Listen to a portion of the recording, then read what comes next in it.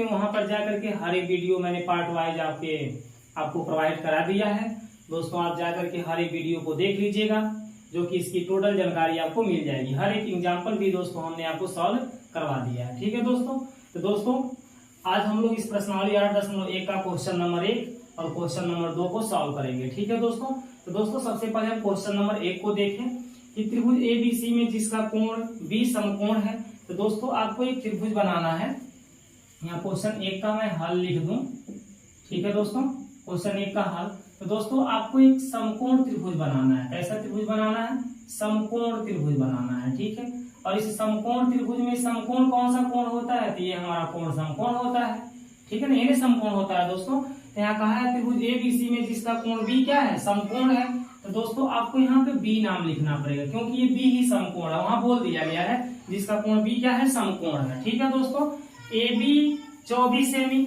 दोस्तों इसमें से ए कौन होगा? तो दोस्तों ए हमारा ये मान लीजिए और बी इसको सी इसको मान लीजिए, क्योंकि इस त्रिभुज का नाम ए बी सी रखना है ना, तो इसको ए बोल दिए, इसको बी और इसको सी।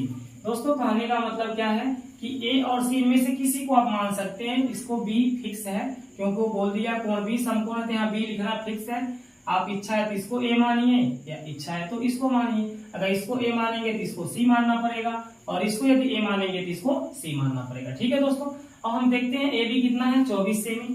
तो देखिए दोस्तों ए बी हम यहाँ पर रेखा देख रहे हैं, यहाँ पर लिख देंगे 24 सेमी का रेखा है। ठीक है दोस्तों, और बी सी कितना दिया है? 7 सेमी। दोस्तों इस रेखा को हम बी सी कहेंगे, और ये कितना है? 7 सेमी का है। ठीक है दोस्तों, तो निम्नलिखित का मान ज्ञात कीजिए। तो दोस्तों ये जिसका भी मान पूछता है, किसका पूछता है? साइन ए का, कॉस ए का, दूसरा निकालता है साइन सी का, कॉस सी का। तो दोस्तों इनका मान हम कब निकाल सकते हैं? तो आपको पहले बता दिए हैं कि ये जो समकोण त्रिभुज में 3 भुजाएं होती हैं, एक कर्ण होता है, एक लंब होता है और एक आधार होता है। इन तीनों भुजाओं की लंबाई हमें पता होना चाहिए। तो दोस्तों देखिए इस फिगर में हमें लंब की लंबाई पता है, आधार की भी लंबाई पता है, लेकिन कर्ण की लंबाई हमको पता नहीं है। तो दोस्तों पहले हम इस लंबाई को निकालेंगे। तो दोस्तों देखिए हम हल में लिखेंगे, चूंकि समकोण त्रिभुज एबीसी में पाइथागोरस प्रमेय से, ठीक है दोस्तों, क्या लिखेंगे? चूंकि समकोण त्रिभुज एबीसी में पाइथागोरस प्रमेय से। तो दोस्तों हमें कर्ण नहीं पता है, तो हम क्या लिखेंगे? कर्ण का स्क्वायर बराबर लंब का स्क्वायर प्लस आधार का स्क्वायर। ठीक है दोस्तों, आधार का स्क्वायर। ठीक है दोस्तों, ये हमारा क्या है? पाइथागोरस प्रमेय का सूत्र है, कर्ण का स्क्वायर बराबर लंब का स्क्वायर प्लस आधार का स्क्वायर। ठीक है दोस्तों, तो दोस्तों कर्ण इसमें कौन सी रेखा है? सीए रेखा है, तो हम यहाँ लिख देंगे सीए का स्क्वायर बराबर लंब दोस्तों कौन सी रेखा है? तो लंब दोस्तों बीसी रेखा है, जो सीधी खड़ी होती है 90 डिग्री को, उसी को दोस्तों हम लंब बोलते हैं। तो लंब हमारी कौन सी रेखा हो जाएगी? बीसी रेखा हो जाएगी दोस्तों। तो हम यहाँ लिखेंगे बीसी का स्क्वायर प्लस आधार का स्क्वायर। दोस्तों आधार नीचे वाले को कहते हैं, जिस पर ये खड़ा होता है, ये रेखा जिस पे खड़ा होता है उसी को हम क्या कहते हैं? आधार बोलते हैं। तो दोस्तों आधार हमारा क्या है? ए बी बोलिए या बी ए बोल दीजिए। ठीक है दोस्तों, इसको ए बी या बी ए दोनों नाम से पुकार सकते हैं। इसी तरह से इसको A B, B A, B C, C B, C A B, C A C किसी भी नाम से दोस्तों पुकार सकते हैं। ठीक है ना, तो दोस्तों हम देखेंगे क्या फिगर में सी ए की वैल्यू पता है? तो दोस्तों सी ए की वैल्यू नहीं पता है, तो हम सी ए को क्या करेंगे? लिख लेंगे।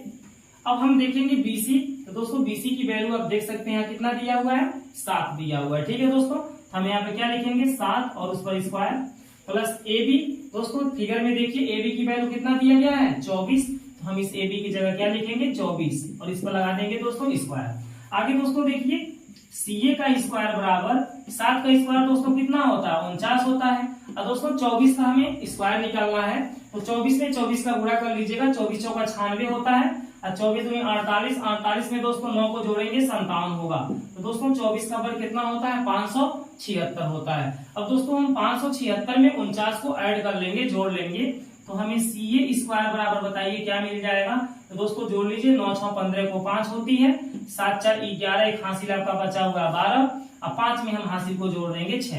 तो दोस्तों इन दोनों को जोड़ने पे 625 आएगा। ठीक है दोस्तों, अब दोस्तों CA के वर्ग बराबर जब 625 आ गया तो दोस्तों हम इनका वर्गमूल निकालेंगे। तो दोस्तों CA के वर्ग जो दिया इसका वर्गमूल तो CA हो जाएगा और 625 का दोस्तों वर्गमूल कितना होगा 25 होगा। दोस्तों प्लस चिन्ह वाला 25 लेंगे, वर्गमूल हमेशा दोस्तों प्लस माइनस में निकलता है, तो हम इसमें कौन सा लेते हैं, प्लस चिन्ह वाले अंक को लेते हैं, माइनस वाले को नहीं लेते हैं। तो दोस्तों CA की वैल्यू क्या होगी 25 सेमी होगा। और जो -25 यहाँ दिखाई दे रहा है दोस्तों, यहाँ लिख देंगे -25 सेमी अमान्य होगा। -25 सेमी दोस्तों क्या होगा, अमान्य होगा। ठीक है दोस्तों, इतनी बातें क्लियर हो गई। आप यहाँ ब्रैकेट में लिख लीजिएगा ऐसे, चूंकि -25 सेमी क्या होगा, अमान्य होगा, इसलिए CA की वैल्यू हम क्या मानेंगे 25 सेमी मानेंगे। ठीक है दोस्तों, CA की वैल्यू हम यहाँ क्या लिखेंगे 25 सेमी। दोस्तों -25 सेमी क्यों अमान्य होगा, आपको बता दिए हैं कि किसी भी रेखा की लंबाई माइनस चिन्ह में नहीं होती है, क्योंकि माइनस चिन्ह वाली संख्या क्या होती है, 0 से भी छोटी होती है। तो 0 से छोटी संख्या का निर्माण किया जा सकता है, रेखा का निर्माण किया जा सकता है, नहीं किया जा सकता है। तो दोस्तों -25 सेमी इस रेखा की लंबाई नहीं होगी। ठीक है दोस्तों, तो दोस्तों हमने इस त्रिभुज में इस रेखा की लंबाई आपको निकाल के दिखाया। अब दोस्तों हम इसके पहले वाले क्वेश्चन को सॉल्व करके दिखाते हैं। तो दोस्तों पहले क्वेश्चन में देखिए क्या दिया गया है। पहले क्वेश्चन में दिया गया है साइन A का मान बताने के लिए, इसका मान बताने के लिए साइन A का। तो दोस्तों साइन A का फार्मूला क्या होता है, तो दोस्तों साइन A का फार्मूला हो जाता है लंब बटा कोण। ठीक है दोस्तों, साइन A का फार्मूला क्या होता है, लंब बटे कोण। तो दोस्तों जब हम इस एंगल A को देखेंगे, इस एंगल A को देखिए, साइन के आगे एंगल A को देखा जाता है, किस कोण को देखा जाता है, A को। तो जब दोस्तों इस एंगल A को देखेंगे तो ये बनेगा लंब और ये क्या बनेगा, आधार। इस कोण के सामने वाला रेखा क्या बनेगा, लंब। तो दोस्तों लंब कौन सा रेखा हो जाएगा, BC। तो हम इस लंब के जगह लिख लेंगे BC बटे कोण। दोस्तों कोण तो फिक्स है हमारा, ये 90 डिग्री के सामने वाला टेढ़ा वाला रेखा बनेगा, इसका नाम CA या AC कुछ भी कह सकते हैं। तो दोस्तों हमने यहाँ क्या लिख दिया, BC के बटे CA। ठीक है दोस्तों, अब हमें साइन A का दोस्तों मान जानना है। तो साइन A के बराबर बताइए क्या आया है, तो साइन A के बराबर दोस्तों BC बटे CA आया है। तो दोस्तों BC का हम मान देखेंगे, फिगर में BC का मान कितना दिया है 7, अब बटे में दोस्तों CA आया है, तो CA का मान आप फिगर में देखेंगे दोस्तों कितना दिया है 25।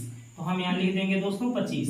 इस तरह से दोस्तों हम साइन A का मान आपको निकाल के दिखा दिए। अब दोस्तों साइन A के बाद कौन सा मान निकालना है, दोस्तों कास A का मान निकालना है। तो चलिए दोस्तों यहाँ कास A का मान देख लीजिए कैसे निकालेंगे। दोस्तों कास A बराबर फार्मूला क्या होती है, आधार बटे कोण। क्या होती है दोस्तों, आधार बटे कोण होती है। ठीक है दोस्तों, अब दोस्तों हमें आधार लिखना है। तो दोस्तों हम एंगल A को ही तो देख रहे हैं। तो दोस्तों जब हम एंगल A को देखेंगे तो ये हमारा बनेगा लंब और ये नीचे वाला क्या बनेगा, आधार। तो दोस्तों आधार हम किसको बोलेंगे, AB को बोलेंगे। ठीक है ना, अब बटे कोण दोस्तों किसको बोलेंगे, AC को बोलेंगे। ठीक है ना, ये तो हमारा फिक्स है, AC कह लीजिए चाहे CA कह लीजिए, इस रेखा को AC भी बोल सकते हैं, CA भी बोल सकते हैं। अब दोस्तों कास A के बराबर हमारा AB बटे CA आ गया है, तो हम कास A बराबर AB का मान अपने फिगर में देखेंगे। तो दोस्तों AB का मान कितना दिया है, 24 दिया हुआ है, तो हम लिख लेंगे 24। अब बटे दोस्तों यहाँ 24 लिखा है, ठीक है, यहाँ 24 लिख लेंगे। अब बटे में बताइए क्या लिखा हुआ है दोस्तों, CA लिखा हुआ है। तो देखिए CA का मान कितना दिया हुआ है 25। तो दोस्तों हम CA का मान क्या लिख देंगे 25। इस तरह से दोस्तों कास A का मान हमारा 24/25 आ जाता है। ठीक है दोस्तों, तो दोस्तों हमने पहले क्वेश्चन का पहला सॉल्व करके दिखा दिया। अब दोस्तों पहले क्वेश्चन का दूसरा वाला को सॉल्व करने के लिए इसको हम मिटा करके दिखाते हैं। ठीक है दोस्तों, तो देखिए दोस्तों इसको थोड़ा हम मिटा देते हैं।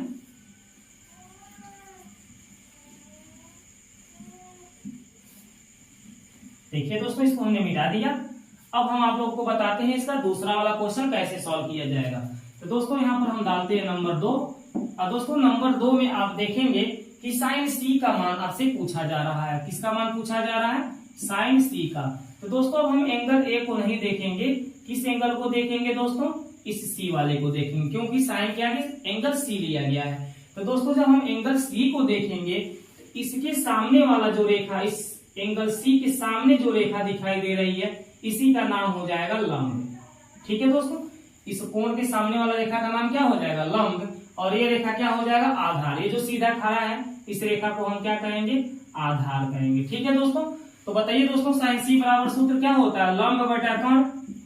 दोस्तों साइन C हो या साइन A हो या साइन B हो, कुछ भी हो, साइन थीटा हो, साइन अल्फा हो, कुछ भी हो दोस्तों, जब साइन है तो ये लंब बटे कर्ण को ही ये दर्शाएगा। ठीक है, साइन का अनुपात क्या होता है, लंब बटे कर्ण होता है। अब दोस्तों लंब बताइए, इस फिगर में जब सी को देखें तो कौन सा रेखा बना है, ए बी बना है, तो हम यहाँ ए बी लिखेंगे।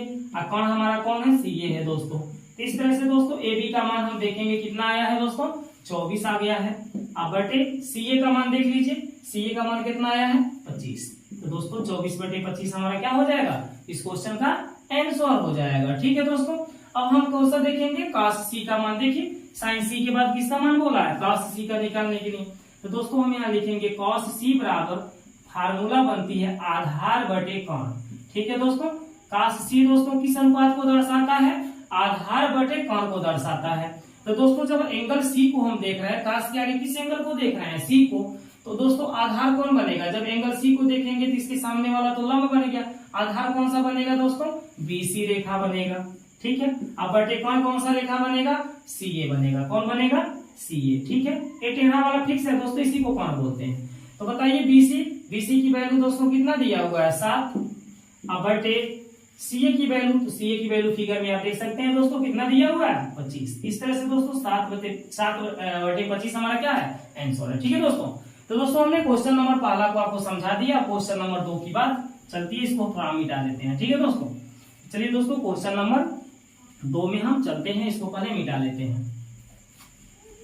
चलिए दोस्तों देखिए, अब हम क्वेश्चन नंबर 1 को आराम से बता दिए, इसको मिटा दिए भी। अब हम कौन सा क्वेश्चन देखेंगे, तो क्वेश्चन नंबर 2 का हल देखेंगे। ठीक है दोस्तों, क्वेश्चन नंबर 2 का हल। तो दोस्तों क्वेश्चन नंबर 2 में देखिए, यहाँ दिया हुआ आकृति में है, इसके लिए आकृति बना दिया गया है। आकृति में tan p minus cot r का मान ज्ञात कीजिए। ठीक है दोस्तों, इस आकृति में हमको किसका मान निकालना है, tan p minus cot r का मान निकालना है।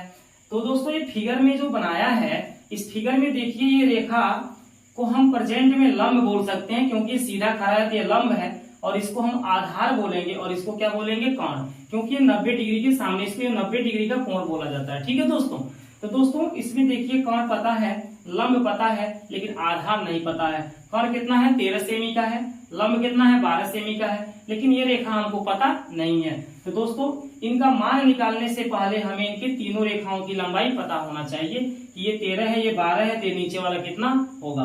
तो दोस्तों इसको कैसे हम पता कर सकते हैं, पाइथागोरस प्रमेय से पता कर सकते हैं। तो दोस्तों इसमें आप लिखेंगे हम इसके हल में, चूंकि समकोण त्रिभुज, इस त्रिभुज का नाम क्या है दोस्तों, PQR।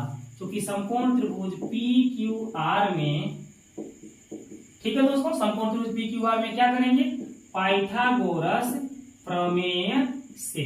ठीक है दोस्तों, समकोण त्रिभुज PQR में हम क्या लिखेंगे, पाइथागोरस प्रमेय से। तो दोस्तों पाइथागोरस प्रमेय का फार्मूला बताइए क्या होता है, कर्ण का स्क्वायर बराबर लंब का स्क्वायर प्लस आधार का स्क्वायर। ठीक है दोस्तों, ये तो हमारा मेन फार्मूला होता है। तो दोस्तों आगे लिख लीजिए, इसलिए कर्ण कौन सा रेखा है दोस्तों, तो कर्ण हमारा PR रेखा है, तो हम इस कर्ण के जगह कौन सा रेखा लिख लेंगे, PR का स्क्वायर। आगे दोस्तों बढ़ेंगे, लंब देखेंगे, तो दोस्तों लंब हमारा ये जो सीधा खड़ा है, इसको हम बोलेंगे PQ। ठीक है, अभी तो दोस्तों लंब इसी को बोलेंगे, क्योंकि ना तो हम कोण P को देख रहे हैं, ना तो कोण R को देख रहे हैं, तो जो सीधा खड़ा उसी को लंब बोलिए। तो लंब कौन सा रेखा होगा, PQ होगा।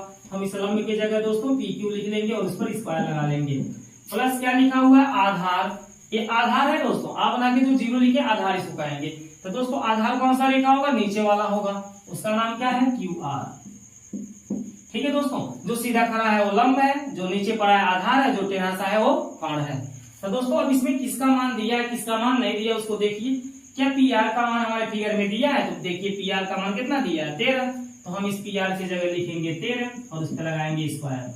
अब आएंगे PQ के पास, तो देखिए PQ का मान कितना दिया है, 12। इस PQ की जगह हम लिखेंगे 12 और उस पर क्या लगा देंगे, स्क्वायर। प्लस अब आएंगे QR के पास, तो दोस्तों देखिए QR का मान हमें नहीं पता है, तो इस QR को ऐसे ही क्या करेंगे, उतार लेंगे और उस पर लगा लेंगे स्क्वायर। ठीक है दोस्तों, तो दोस्तों 13 का स्क्वायर 169 होता है, 12 का स्क्वायर 144 होता है, प्लस यहाँ पर क्या लिखेंगे, QR का स्क्वायर। ठीक है दोस्तों, अब दोस्तों 144 जो आप देख पा रहे हैं, इस 144 को हम बराबर किधर लाएंगे, तो इसके सामने यहाँ कौन सा चिन्ह होता है, प्लस।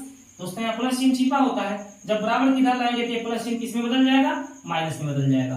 तो दोस्तों हम लिखेंगे 169 माइनस 144 बराबर में हमारे पास कौन बचेगा, क्यू आर का स्क्वायर। दोस्तों ये दो संख्याएं बराबर के बाद ये था और ये था, ये दो संख्या था। जब 144 इधर चलाया, बराबर के चिन्ह के इधर चलाया, तो क्यू आर तो बचेगा ना बराबर के बाद। तो दोस्तों 169 में से 144 को आप हटा दीजिएगा तो आपके पास कितना आ जाएगा, 25 बराबर क्यू आर का स्क्वायर। ठीक है दोस्तों। अब दोस्तों क्यू आर का स्क्वायर की वैल्यू कितनी आ गई, 25 आ गई। तो हम क्या करेंगे, इसका वर्गमूल लेंगे। तो दोस्तों क्यू आर के स्क्वायर का वर्गमूल क्या आएगा, क्यू आर आएगा, और इस 25 का वर्गमूल क्या आएगा, प्लस माइनस 5 आएगा। ठीक है दोस्तों। तो बताइए क्यू आर का मान हम प्लस 5 लेंगे कि माइनस 5 लेंगे। तो दोस्तों अभी हमने बताया किसी भी रेखा की लंबाई माइनस चिन्ह में नहीं हो सकती है, इसलिए क्यू आर का मान हम प्लस 5 लेंगे। यानी इस क्यू आर रेखा की लंबाई कितनी निकल गई, प्लस 5 सेमी निकल गई। ठीक है दोस्तों। अब दोस्तों देखिए हमें किसका मान बोला था निकालने के लिए, tan p minus cot r का मान। तो चलिए दोस्तों हम पहले tan p का मान यहाँ निकाल लेते हैं। ठीक है, tan p का मान यहाँ हम निकाल लेते हैं। पहले हम tan p का भी मान निकाल ले और cot r का भी मान निकाल ले, फिर हम घटाना कर लेंगे।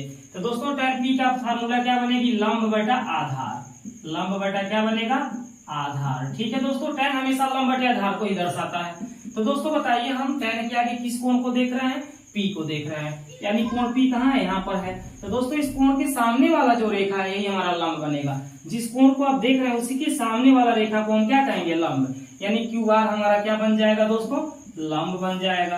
अब बटे हमको अब आधार चाहिए ना, तो जब ये लंब बन गया तो ये क्या बनेगा, आधार। खाली यही लोग बदलेंगे, ये लंब बनाते ये आधार बनेगा, जब ये लंब बनेगा तो ये आधार बनेगा। ये लंब कब बनेगा, जब हम कोण आर को देखेंगे तो ये लंब बन जाएगा, और जब कोण पी को देखेंगे तो इसके सामने ये पड़ रहा है, ये लंब बन जाएगा। ठीक है, इतनी बातें समझ में आ गई ना। तो लंब हमारा कौन बन गया, क्यू आर, और आधार बताइए कौन सा रेखा बनेगा, पी क्यू। ठीक है दोस्तों। अब बताइए क्यू आर की वैल्यू कितनी है, तो क्यू आर की वैल्यू दोस्तों 5 दिया हुआ है, तो हम यहाँ 5 लिखेंगे। पी क्यू की वैल्यू अब देखिए कितना दिया हुआ है, 12, तो यहाँ हम 12 लिख लेंगे। इस तरह से दोस्तों tan p का मान हम 5/12 प्राप्त कर लिए। अब दोस्तों कौन सा मान हमें निकालना है, cot r का मान निकालना है। तो हम यहाँ लिखेंगे cot r बराबर फार्मूला क्या होगा, आधार बटे लंब। ठीक है दोस्तों। काट का फार्मूला क्या होता है, आधार बटे लंब होता है। ठीक है, जो tan का फार्मूला होता है उसी का उल्टा काट का फार्मूला बन जाता है। ठीक है, tan का लंब बटे आधार होता है तो काट का क्या बनेगा, आधार बटे लंब बनेगा। इतनी बातें समझ ली, क्योंकि tan का उल्टा काट होता है। अब दोस्तों हम यहाँ देखिए कोण R को देख रहे हैं, तो जब कोण R को, अब यानी P को नहीं देखना है, किसको देखना है, R को देखना है। तो जब कोण R को देखेंगे तो इसके सामने वाला जो रेखा ये तो लंब बन जाएगा, तो आधार कौन बनेगा, क्यू आर। जब कोण R के सामने वाला रेखा लंब हो जाएगा तो इसी को आप आधार कहेंगे। तो आधार बताइए कौन सा रेखा होगा, क्यू आर होगा। क्यू आर होगा आपका आधार। अब बताइए लंब कौन सा रेखा होगा, तो जो R के सामने, कोण R के सामने दिख रहा है, पी क्यू, यही हमारा क्या होगा दोस्तों, लंब होगा। अब बताइए दोस्तों क्यू आर की वैल्यू कितनी दी हुई है, तो क्यू आर की वैल्यू देख लीजिए यहाँ कितना दिया हुआ है, 5 दिया हुआ है। अब बटे पी क्यू की वैल्यू कितनी दी हुई है, 12 दी हुई है, तो हम यहाँ 12 लिख लेंगे। तो दोस्तों इस तरह से tan p का मान 5/12 और काट r का मान भी 5/12 निकल गया है। ठीक है दोस्तों। अब दोस्तों आगे देखिए, यहाँ पर आपको समझा देते हैं, थोड़ा इसको मिटा देते हैं। देखिए दोस्तों यहाँ पर आपको समझा देते हैं कि हमें तो अलग अलग अभी हमने वैल्यू को निकाला है ना, tan p का काट r का वैल्यू क्या किया, अलग अलग निकाला है, लेकिन क्वेश्चन में कहा है tan p माइनस काट r का मान बताइए।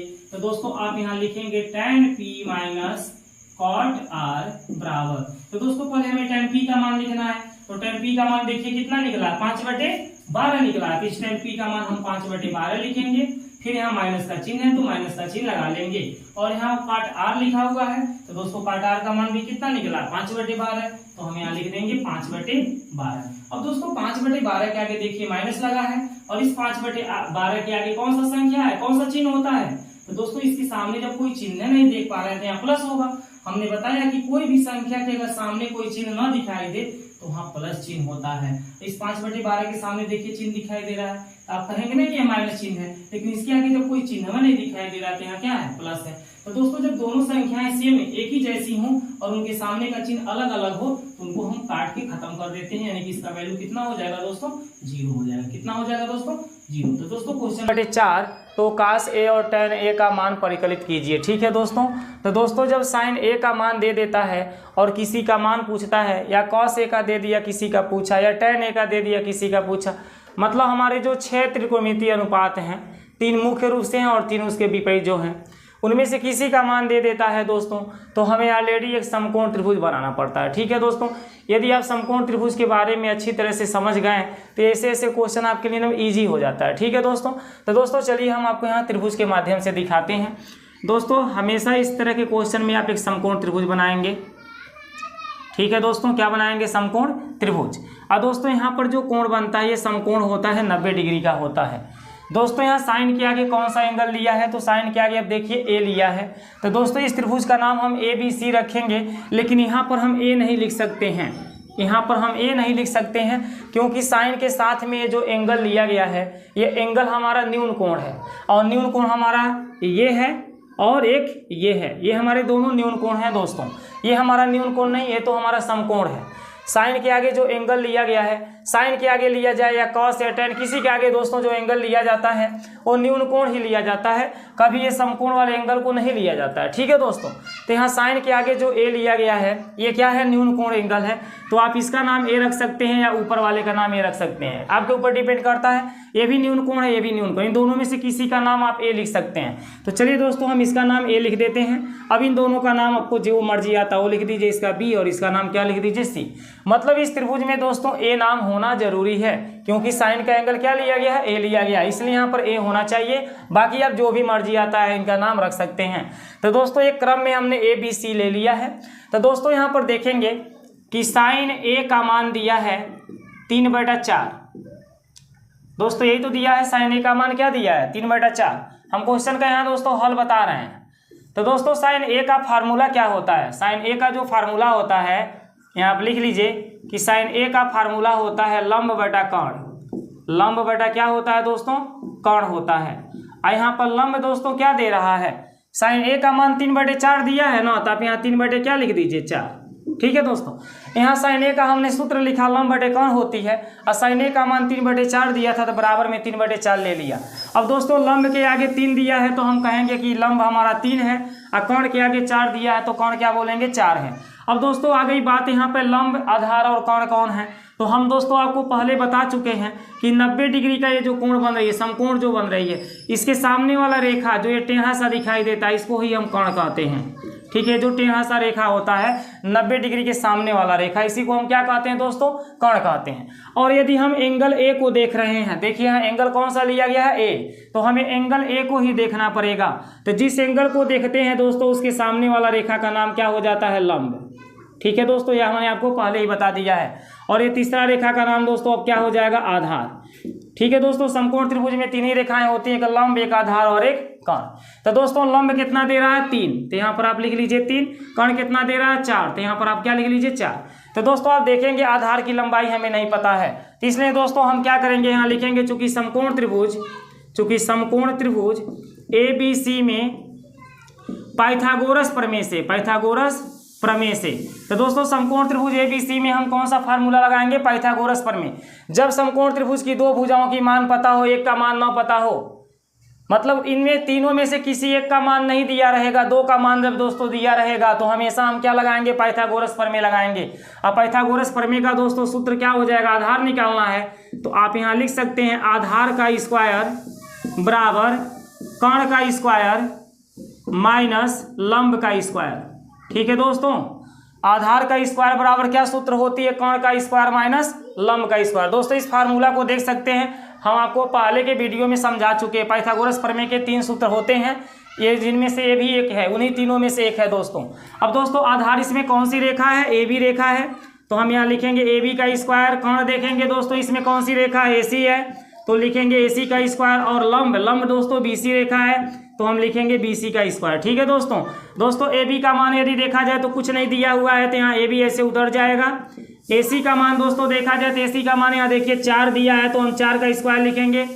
BC का मान दोस्तों 3 दिया है, तो यहाँ पे 3 का स्क्वायर लिखेंगे। ठीक है दोस्तों, अब दोस्तों ए बी का वर्ग बराबर 4 का स्क्वायर 16 हो जाएगा, माइनस 3 का स्क्वायर कितना हो जाएगा 9। ठीक है दोस्तों। अब दोस्तों 16 में से हम जब 9 को घटा देंगे तो क्या बचेगा हमारे पास 7। तो इस तरह से ए बी स्क्वायर का मान दोस्तों क्या आ गया 7। लेकिन हम स्क्वायर जब यहाँ से ए बी पर से हटा देंगे दोस्तों, स्क्वायर क्यों हटाएंगे, क्योंकि हमें ए बी रेखा का मान पता करना है, इसलिए जब ये स्क्वायर हटाएंगे तो ये 7 हमारा कहानी में क्या होगा बंद हो जाएगा। इस तरह से दोस्तों ये हमारा ए बी रेखा कितना हो जाएगा 7 हो जाएगा। ठीक है दोस्तों। तो दोस्तों ये पाइथागोरस प्रमेय से देखिए समकोण त्रिभुज का हमने आधार 7 निकाल दिया, कहानी में 7 आया है। क्या आया दोस्तों, कहानी में 7 आया। आपको कहानी में 7 लिख देना है। ठीक है दोस्तों। अब दोस्तों हमें जिसका भी मान ये कहेगा, यदि समकोण त्रिभुज के तीनों भुजाओं की मान हमें पता हो जाए तो ये जिसका मान कहेगा उसका मान हम निकाल सकते हैं। तो देखिए दोस्तों आगे देखिए, अब ये जिसका मान कहता है हम उसका मान कितना आसानी से निकाल देते हैं यहाँ पर। तो दोस्तों हमें किसका मान निकालना है बताइए, हमें निकालना है इस क्वेश्चन में cos a और tan a। तो यहाँ पे दोस्तों आप लिख लीजिए कि cos a का फार्मूला दोस्तों होती है आधार बटे कर्ण। आधार बटे क्या होती है कर्ण। दोस्तों अब इसमें हम देखेंगे आधार है कौन, तो आधार दोस्तों ए बी रेखा है और कर्ण कौन सी रेखा है दोस्तों, ए सी रेखा है। दोस्तों ए बी की वैल्यू कहानी में 7 है और ए सी की वैल्यू आप देखेंगे तो 4 है। तो ये दोस्तों हमारा cos a का मान हो जाएगा आंसर। अब दोस्तों हमें tan a का मान निकालना है, तो tan a का फार्मूला क्या होती है लंब बटे आधार। ठीक है दोस्तों, ये फार्मूला आपको मैं लिखवा दिया हूँ, आप याद कर लीजिए। अब दोस्तों इसमें लंब कौन सा रेखा है BC है और आधार देखेंगे नीचे वाला का नाम है AB। दोस्तों BC की वैल्यू आप देखेंगे तो 3 दिया हुआ है और AB की वैल्यू आप देखेंगे तो कहानी में 7 दिया हुआ है। तो इस तरह से दोस्तों क्वेश्चन नंबर पहला का आंसर cos a का कहानी में 7/4 और tan a का 3 कहानी में 7 आ रहा है। ठीक है दोस्तों उम्मीद करते हैं कि ये क्वेश्चन आपको समझ में आया होगा। अब चलते हैं क्वेश्चन नंबर 4 पर दोस्तों। इसके बाद जो क्वेश्चन नंबर 4 दिया है उसको देख लीजिए। तो दोस्तों क्वेश्चन नंबर 4 को हम कैसे सॉल्व करेंगे उसको जरा सा यहाँ समझ लीजिए। देखिए यदि 15 cos a बराबर 8 हो तो sin a और sec a का मान ज्ञात कीजिए। दोस्तों जैसे ये लगा वैसे भी लगेगा। यहाँ पे देखिए हल में हम लिखेंगे, चूंकि 15 cos a का मान क्या दिया है 8 दिया है, इसलिए दोस्तों इस 15 को यहाँ से हटा देंगे। जब cos a को बस यहाँ रखेंगे, 15 को क्या करेंगे हटा देंगे, यहाँ cos a को खाली रखेंगे। अब बराबर में क्या है 8। दोस्तों जब ये 15 को हटाएंगे तो इसी 8 के बटे ये 15 चला आएगा, क्योंकि इन दोनों के बीच यहाँ गुणे का चिन्ह होता है। 15 और cos के बीच यहाँ कौन सा चिन्ह होता है दोस्तों, गुणे का। तो जब गुणे में कोई दो संख्या हो तो जब एक संख्या को हटाएंगे तो अगली संख्या बराबर को उधर वो बटे में ही जाता है। ठीक है दोस्तों, जैसे दोस्तों यहाँ मैं लिख दिया हूँ a गुणे b बराबर c। तो यदि दोस्तों हम a को यहाँ से हटा दें तो c बराबर क्या हो जाएगा, b बराबर क्या हो जाएगा c बटा a हो जाएगा, क्योंकि ये दोनों के बीच यहाँ गुणे का चिन्ह। अगर हम गुणे का चिन्ह न लगाएंगे तब भी यहाँ से दोस्तों इस a को हटाएंगे तो बटे में ही जाएगा, क्योंकि यहाँ गुणे का चिन्ह छिपा रहता है। ठीक है दोस्तों, वैसे 15 और cos के बीच में यहाँ गुणे का चिन्ह छिपा हुआ है। अब दोस्तों आगे देखिए कि हम यहाँ लिखेंगे cos a का फार्मूला क्या होती है, तो दोस्तों होती है आधार के बटा कर्ण। ये हमारा cos a का फार्मूला हो जाएगा दोस्तों, और यहाँ दिया है 8/15। तो दोस्तों इसके लिए भी हम एक समकोण त्रिभुज बना लेंगे। ठीक है, और इसमें एंगल हमारा a लिया गया है, तो इसका नाम आप a रख लीजिएगा, इसका नाम b रख दीजिएगा, इसका नाम c। फिर वही बात होगी दोस्तों, इसको हम कर्ण बोलेंगे। इस एंगल को देख रहे हैं तो इस रेखा को हम क्या बोलेंगे लंब बोलेंगे, और ये नीचे वाले को क्या बोलेंगे आधार बोलेंगे। दोस्तों जब भी इस एंगल को देखोगे तो ये जो सीधा खड़ा रहता है इसी को लंब बोला जाएगा और ये आधार हो जाएगा। तीन ही नाम होता है, इन तीनों का नाम आप पहचान लीजिए। 90 डिग्री के सामने टेढ़ा वाला रेखा का नाम कर्ण होता है। यदि हम एंगल ए को देखेंगे तो ये जो सीधा खड़ा है इसी को लंब बोलेंगे और नीचे वाले को आधार बोलेंगे। अगर इस एंगल को नहीं देख रहे हैं, ऊपर वाले एंगल सी को देख रहे हैं, तो एंगल सी के सामने वाला रेखा लंब हो जाएगा और ये आधार हो जाएगा। बस इतना ही सी बात होती है दोस्तों।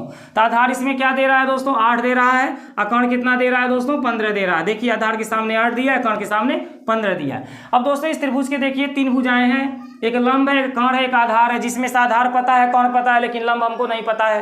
तो दोस्तों हम लंब निकालेंगे कैसे पाइथागोरस प्रमेय से। तो यहाँ दोस्तों लिखेंगे चूंकि समकोण त्रिभुज ABC में पाइथागोरस प्रमेय से तो दोस्तों पाइथागोरस प्रमेय के हमने 3 सूत्र लिखाया है, जिनमें से हमें लंब निकालना है। तो हम यहाँ पे लिख देंगे लंब का स्क्वायर बराबर क्या होती है दोस्तों कर्ण का स्क्वायर माइनस आधार का स्क्वायर। ठीक है दोस्तों, इस फार्मूला को दोस्तों हमारे आगे वाले वीडियो में आप लोग देख सकते हैं, पहले हमने इसको समझा रखा है। अब दोस्तों लंब इसमें है कौन सी रेखा, BC रेखा है, तो हम यहाँ BC का स्क्वायर लिखेंगे। कर्ण कौन सी रेखा है दोस्तों, AC रेखा है तो AC का स्क्वायर लिखेंगे, और आधार कौन सी रेखा है, AB है, तो यहाँ हम AB का स्क्वायर लिखेंगे। ठीक है दोस्तों। अब दोस्तों BC की वैल्यू यदि देखा जाए तो कुछ दिया ही नहीं है, तो यहाँ BC ऐसे ही रह जाएगा।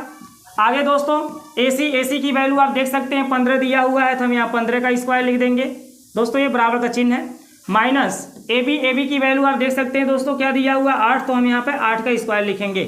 आगे दोस्तों देखिए थोड़ा, BC का स्क्वायर बराबर क्या होगा, 15 का स्क्वायर दोस्तों 225 होती है, और 8 का स्क्वायर कितना होता है, 64 होता है दोस्तों। 225 में से 64 को हम घटा देंगे, चलिए 5 में से 4 को घटा दीजिए, 1 आएगा। यहाँ दोस्तों क्या होगा 12 में से 6 को घटाएंगे दोस्तों 6 आएगा, और यहाँ होगा 1 में से दोस्तों कुछ नहीं घटाना, यानी 1 बचेगा। तो इस तरह से दोस्तों आपने क्या देखा कि BC स्क्वायर बराबर 161 हो रहा है। जब BC पर से दोस्तों हम स्क्वायर को हटा देंगे तो ये संख्या जो 161 आया है ये कांडी में बंद हो जाएगा। ठीक है दोस्तों, जैसे स्क्वायर हटेगा ये कांडी में क्या होगा, बंद हो जाएगा। अब दोस्तों 161 जो आपका संख्या आया इसका हम वर्गमूल नहीं निकाल सकते हैं, इसलिए हम यहाँ पे कांडी में 161 ही लिख देंगे।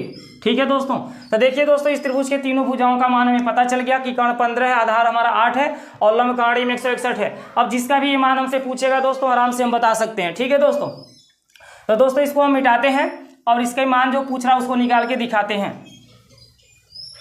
देखिए दोस्तों क्या बोलता है हमें निकालने के लिए, देखिए क्वेश्चन नंबर 4 में किसका किसका मान बोला है, साइन A और सेक A का मान ज्ञात कीजिए।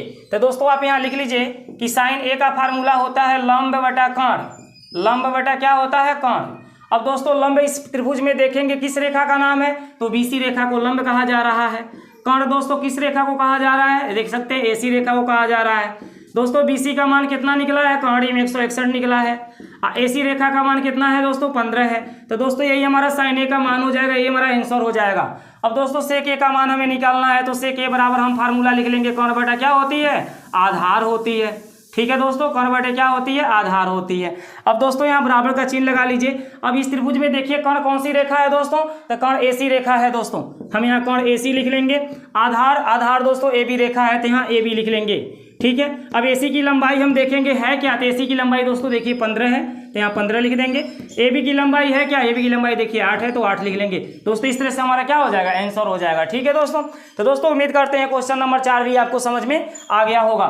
चलिए दोस्तों क्वेश्चन नंबर 5 को देख लेते हैं कि क्वेश्चन नंबर 5 को कैसे सॉल्व किया जाएगा। ठीक है दोस्तों क्वेश्चन नंबर 5 का हल यहाँ देख लीजिए। दोस्तों क्वेश्चन नंबर 5 में क्या देता है, यदि सेक थीटा का मान 13/12 हो तो अन्य सभी त्रिकोणमितीय अनुपात परिकलित कीजिए। तो दोस्तों आपको यहाँ पे एक समकोण त्रिभुज बना लेना है, हमेशा दोस्तों एक समकोण त्रिभुज ही बनाना है, और इसका नाम जो मर्जी आता है ABC रख लीजिए। ठीक है दोस्तों, लेकिन यहाँ पर देखिए सेक का एंगल है क्या, थीटा है। ABC में से तो कोई इसका एंगल है नहीं, तो दोस्तों इस एंगल को आप क्या मान लीजिए, थीटा। या तो इसको थीटा मानिए या ऊपर वाला, इन दोनों में से किसी एक को थीटा माना जा सकता है, क्योंकि इन दोनों को हम न्यून कोण बोलते हैं। और आपको समझा दिए कि आगे वाला जो लिया जाता है ये न्यून कोण ही होता है। ठीक है, चाहे साइन के आगे हो या कास सेक कोसेक, किसी के भी आगे हो, आगे वाला हमारा क्या होता है, न्यून कोण होता है दोस्तों। तो इसी को हम न्यून कोण बोलते हैं और इसको भी न्यून कोण बोलते हैं, यानी इनको भी थीटा मान सकते हैं, इनको भी मान सकते हैं। चलिए दोस्तों, यदि हम इनको थीटा ले लिए तो ये 90 डिग्री के सामने है, तो इसको तो हम कर्ण बोलेंगे। और हम जब थीटा को देखेंगे तो इसके सामने वाला रेखा क्या बनेगा बताइए, तो लंब बनेगा, और ये क्या बनेगा दोस्तों, आधार बनेगा। तो इस त्रिभुज के तीनों रेखाओं का नाम आपको पता हो गया। अब दोस्तों किसका मान दिया है, सेक थीटा का, तो आप यहाँ लिख लीजिए। चूंकि सेक थीटा का मान क्या दिया है, तो दोस्तों चूंकि सेक थीटा का मान दिया है 13/12, 13 बटा क्या दिया है 12, इसलिए दोस्तों हम यहाँ सेक थीटा का फार्मूला लिखेंगे। सेक थीटा का दोस्तों फार्मूला होता है कर्ण बटा आधार। सेक थीटा का फार्मूला क्या होता है, कर्ण बटा आधार। और दोस्तों सेक थीटा का मान कितना दे दिया था, 13/12, वह मान को यहाँ आगे उतार लेंगे। पहले सेक थीटा का फार्मूला लिखेंगे, फिर बराबर उस मान को लिख देंगे जो ये दिया हुआ है। अब कर्ण के सामने दोस्तों 13 दिया है, तो कर्ण हमारा 13 हो जाएगा। आधार के सामने 12 दिया है, तो 12 हो जाएगा। अब दोस्तों देखिए हमें लंब निकालना है, लंब कैसे निकलेगा दोस्तों, तभी मैंने समझाया कि पाइथागोरस प्रमेय लगेगी। तो दोस्तों यहाँ हम लिखेंगे समकोण त्रिभुज, समकोण त्रिभुज ABC में पाइथागोरस प्रमेय से, पाइथागोरस प्रमेय से, आप यहाँ पूरा पाइथागोरस प्रमेय लिख सकते हैं दोस्तों, हमने 60 में लिख दिया है। तो दोस्तों समकोण त्रिभुज में पाइथागोरस प्रमेय जब लगाएंगे तो हमें कौन सी रेखा निकालनी है, लंब, जो कि इसके पहले अभी हमने निकाल के दिखाया था। तो यहाँ लिखेंगे लंब का स्क्वायर बराबर दोस्तों क्या होगा, कर्ण का स्क्वायर माइनस आधार का स्क्वायर। ठीक है दोस्तों, इसी सूत्र को अभी हमने क्वेश्चन नंबर 4 में निकाल के दिखाया है। अब लंब दोस्तों कौन सी रेखा है, BC है, तो यहाँ पर आप लिखेंगे BC। आगे दोस्तों कर्ण कौन सा रेखा है, तो कर्ण हमारा AC है, तो आप यहाँ लिखेंगे AC। ठीक है दोस्तों, यहाँ AC अच्छा से लिख लीजिए। माइनस दोस्तों आधार अब चाहिए, आधार कौन सी रेखा है, AB है, तो यहाँ आप लिखेंगे AB। अब दोस्तों देखेंगे क्या BC की लंबाई हमें पता है, तो दोस्तों BC की लंबाई नहीं पता है, तो यहाँ BC ऐसे रह जाएगा। आगे दोस्तों AC की लंबाई देख लीजिए 13 दिया हुआ है, तो हम यहाँ 13 लिख लेंगे। आगे दोस्तों AB की लंबाई देखिए 12 दिया है, तो यहाँ हम 12 लिख लेंगे। ठीक है दोस्तों, और उस पर स्क्वायर है तो स्क्वायर भी लगाएंगे, जैसे ये स्क्वायर लगा है दोनों पे लग जाएगा। अब दोस्तों यहाँ देखिए BC का स्क्वायर बराबर आपको क्या मिल गया, ये BC स्क्वायर से उतरता रहेगा दोस्तों। 13 का स्क्वायर कितना होता है 169 होता है दोस्तों। अब 12 का स्क्वायर कितना होता है 144 होता है। अब दोस्तों 169 में से 144 के यदि हम घटा दे तो 25 आएगा। अब दोस्तों BC स्क्वायर का मान 25 आ गया, लेकिन BC पर से दोस्तों जब हम स्क्वायर को हटा देंगे तो ये कहानी में 25 हो जाएगा। जैसे हमने बताया कि स्क्वायर हटेगा ये संख्या कहानी में जाके बंद हो जाएगी। अब दोस्तों 25 का वर्गमूल कितना आएगा 5। तो दोस्तों आप देखेंगे BC की वैल्यू कितना निकल गया 5। तो इस रेखा की लंबाई दोस्तों BC का कितना आ गया 5। अब त्रिभुज के तीनों भुजाओं का मान हमें पता हो चुका है दोस्तों। अब जो भी ये पूछेगा उसका मान आप तुरंत निकाल देंगे। ठीक है दोस्तों, तो चलिए दोस्तों सेक थीटा का मान आपको पता है, इनके अलावा कौन कौन से त्रिकोणमितीय अनुपात होते हैं उनका मान आप निकाल करके दिखा दीजिए। इस क्वेश्चन में यही तो कहा गया है कि यदि सेक थीटा का मान 13/12 हो तो अन्य सभी त्रिकोणमितीय अनुपात ज्ञात कीजिए। तो दोस्तों सेक थीटा को छोड़ दीजिए, बाकी सबका निकाल दीजिए। तो पहला त्रिकोणमितीय अनुपात दोस्तों साइन थीटा होती है, दूसरा क्या होती है कॉस थीटा होती है, तीसरा क्या होती है टैन थीटा होती है, उसके बाद क्या होती है कॉट होती है, उसके बाद क्या होती है सेक होती है। तो दोस्तों सेक का मान दिया है तो सेक मत निकालिएगा। उसके बाद दोस्तों कोसेक होती है तो कोसेक को निकालना पड़ेगा। ठीक है दोस्तों, सेक का नहीं निकालेंगे क्योंकि सेक का तो दे दिया है। तो दोस्तों साइन थीटा का फार्मूला क्या हो जाती है बताइए, तो लंब बटे क्या हो जाती है कर्ण। ठीक है दोस्तों, अब हम देखेंगे दोस्तों लंब इसमें है कौन सी रेखा है, तो दोस्तों BC रेखा को लंब कहा गया है, तो हम BC लिखेंगे। कर्ण देखेंगे, कर्ण किस रेखा को कहा जा रहा है, कर्ण देखिए AC रेखा को कहा जा रहा है, तो आप यहाँ AC लिख लीजिए। अब दोस्तों BC का मान देखना है कि BC का मान कितना है, तो BC का मान दोस्तों 5 दिया हुआ है। और AC का मान अब मुझे चाहिए बटे के नीचे दोस्तों, तो AC का मान देख लीजिए 13 दिया है। तो इस तरह से दोस्तों इस क्वेश्चन का आंसर कितना हो जाएगा 5/13। साइन थीटा का मान हमने बता दिया। अब दोस्तों काश थीटा का फार्मूला लिख लीजिए। काश थीटा का दोस्तों फार्मूला होता है आधार बटे कर्ण। ठीक है दोस्तों, आधार बटे का होता है कर्ण। अब दोस्तों बताइए इसमें आधार कौन सी रेखाएं हैं, तो आप कहेंगे कि AB रेखा को आधार बोला जा रहा है। कर्ण कौन सी रेखा है दोस्तों, AC रेखा है। अब दोस्तों AB का मान कितना दिया है, तो आप देख सकते हैं फिगर में 12 दिया है। और दोस्तों AC का मान कितना दिया है 13 दिया है। इस तरह से दोस्तों काश थीटा का भी मान आपने निकाल दिया। अब चलिए दोस्तों टैन थीटा का मान निकालते हैं, कौन से फार्मूला से, लंब बटे आधार से, ये इसका फार्मूला होता है दोस्तों। अब बोलिए दोस्तों फिगर में लंब किस रेखा को कहेंगे, BC को बोलेंगे। और दोस्तों आधार किस रेखा को कहेंगे, AB को कहेंगे। ठीक है दोस्तों, अब BC की लंबाई दोस्तों देखिए क्या दिया है 5, और AB की लंबाई देखिए कितना दिया है 12। तो इस तरह से दोस्तों हमारा 5/12 क्या हो जाएगा, टैन थीटा का मान हो जाएगा। अब हमें दोस्तों कॉट थीटा का मान निकालना था। कॉट थीटा का फार्मूला दोस्तों होती है आधार बटा लंब। ठीक है दोस्तों, आधार बटा क्या होती है लंब। अब दोस्तों आधार इसमें से कौन सा रेखा है, तो AB रेखा को आधार कहा जा रहा है, तो यहाँ लिख दीजिए AB। लंब चाहिए, लंब कौन सा रेखा है BC, ये देख लीजिए BC को लंब कहा जा रहा है, तो आप यहाँ BC लिख लीजिए। अब दोस्तों AB की लंबाई है कितनी, तो 12, तो यहाँ हम लिखेंगे 12। और BC की लंबाई कितनी है, BC की लंबाई 5 है दोस्तों, तो यहाँ 5 लिखेंगे। इस तरह से हमारा 12/5 आंसर हो जाएगा। अब दोस्तों कोसेक थीटा का हमें फार्मूला याद करना पड़ेगा। तो कोसेक थीटा का फार्मूला दोस्तों होता है कर्ण बटा लंब। ठीक है दोस्तों, ये ऑलरेडी हमने लिखा दिया है, सब फार्मूला पे याद कर लीजिए। कर्ण बटा लंब दोस्तों, कर्ण इसमें से कौन से रेखाएं होती हैं बताएंगे, तो कर्ण दोस्तों AC रेखा को बोलते हैं। ठीक है, फिगर में देख लीजिए कर्ण लिखा हुआ है इसी रेखा पर। और दोस्तों लंब कौन सा रेखा पर लिखा हुआ है, BC रेखा पर, तो यहाँ दोस्तों हम BC लिख लेंगे। अब AC का मान दोस्तों देखेंगे तो 13 दिया हुआ है, और BC का मान दोस्तों देखेंगे तो 5 दिया हुआ है। इस तरह से दोस्तों हमारे कैसे सॉल्व करेंगे, यहाँ क्वेश्चन नंबर 6 का हम आपको समझाते हैं हल। ठीक है दोस्तों, तो दोस्तों क्वेश्चन नंबर 6 हमारा क्या कहता है, यदि कोण A और कोण B न्यून कोण हो जहाँ कास A बराबर कास B, तो दिखाइए कि कोण A के बराबर क्या होगा कोण B। तो दोस्तों आप यहाँ एक समकोण त्रिभुज बना लीजिए। हमने बताया कि त्रिकोणमिति ऑलरेडी समकोण त्रिभुज पे ही चलती है। तो दोस्तों इसमें हमारा ये कोण 90 डिग्री का होता है, आपको बताए हैं ये समकोण होता है। तो दोस्तों यहाँ पर देखिए लिखा है यदि कोण A और कोण B क्या है न्यून कोण हो, तो न्यून कोण एक ये होता है और एक ये होता है। तो इन्हीं दोनों का नाम दोस्तों A और B हम रखेंगे। तो इसका नाम A रख दीजिए और इसका नाम क्या रख दीजिए B। तो दोस्तों इसका नाम हमें क्या रखना पड़ेगा C। दोस्तों यहाँ कोण A और कोण B को न्यून कोण कहा गया। देखिए यदि कोण A और कोण B क्या है न्यून कोण हो, इसी कारण दोस्तों कोण ए और कोण बी का नाम यहाँ पर रखना पड़ रहा है, क्योंकि इसी को न्यून कोण कहा जाता है। ये जो कोण आप देख पा रहे हैं ये न्यून कोण है, ये भी कोण हमारा क्या है, न्यून कोण है। लेकिन ये न्यून कोण नहीं है, ये तो हमारा समकोण है। ठीक है दोस्तों, तो दोस्तों हमारा त्रिभुज बन के तैयार हो गया है। तो हम दोस्तों यहाँ क्या लिखेंगे, चूंकि समकोण त्रिभुज ABC में, चूंकि समकोण त्रिभुज ABC में कोण ए और कोण बी न्यून कोण हैं, न्यून कोण हैं। ठीक है दोस्तों, ये जो समकोण त्रिभुज ABC बना है इसमें कोण ए और कोण बी क्या है, न्यून कोण है। आपके किताब में ही बोला जा रहा है। इसलिए दोस्तों हम cos A के बराबर क्या लिखेंगे, cos B। दोस्तों cos A बराबर क्या लिखेंगे, cos B।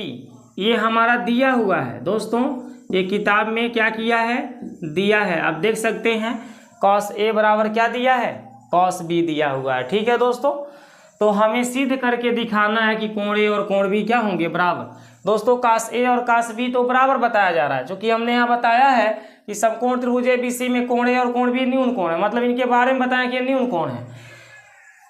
तथा यहाँ दोस्तों लिख लीजिए, तथा और क्या बताया जा रहा है, cos A के बराबर क्या है, cos A के बराबर cos B। ये क्वेश्चन में हमारा दिया हुआ है। इसलिए दोस्तों हम क्या करेंगे, अब cos A का फार्मूला और cos B का फार्मूला यहाँ हम लिखेंगे। ठीक है दोस्तों, तो cos A का दोस्तों फार्मूला क्या होता है, आधार बटे कर्ण होता है। क्या होता है दोस्तों, आधार बटे कर्ण होता है। दोस्तों cos B का भी फार्मूला यही होगा, आधार बटे कर्ण ही होगा, आधार बटे कर्ण ही होगा। ठीक है दोस्तों, चाहे एंगल ए हो या एंगल cos का B हो, दोनों का एंगल ए या B कुछ भी रहे, लेकिन फार्मूला तो यही बनेगा, क्योंकि इसका भी नाम cos है, इसका भी नाम क्या है दोस्तों, cos है।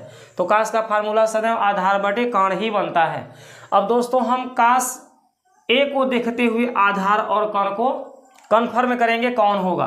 तो cos के आगे किस एंगल को देखना है, A को। दोस्तों जब हम इस एंगल A को देखेंगे, कर्ण तो आप जानते हैं इसी को कहते हैं, क्योंकि ये 90 डिग्री के सामने टेढ़ा वाला रेखा कर्ण होती है। दोस्तों जब हम एंगल A को देखेंगे तो इसके सामने वाला जो रेखा है ये लंब हो जाएगा। जब एंगल A को देखेंगे तो इसके सामने वाला रेखा क्या हो जाएगा, लंब। ठीक है, ये लंब हो जाएगा। किस कोण को देखेंगे, जब कोण A को देखेंगे तो ये लंब हो जाएगा, और ये रेखा हमारा क्या हो जाएगा दोस्तों, आधार हो जाएगा। ठीक है ना। तो दोस्तों हम जब cos A की वैल्यू लिखेंगे तो आधार बताइए किस रेखा को बोलेंगे, AC को बोलेंगे, या CA बोल लीजिए, CA को बोलेंगे। और कर्ण दोस्तों किसको बोलेंगे, AB को बोलेंगे। तो यहाँ कर्ण हमारा क्या हो जाएगा, AB। अब दोस्तों आते हैं cos B का आधार और कर्ण पता करने। तो दोस्तों अब एंगल A को नहीं देखना है, यहाँ cos के आगे क्या लिखा हुआ है, B लिखा हुआ है, तो हम एंगल B को देखेंगे। तो दोस्तों एंगल A को देखिए या एंगल B को देखिए, कर्ण हमारा फिक्स यही रहेगा।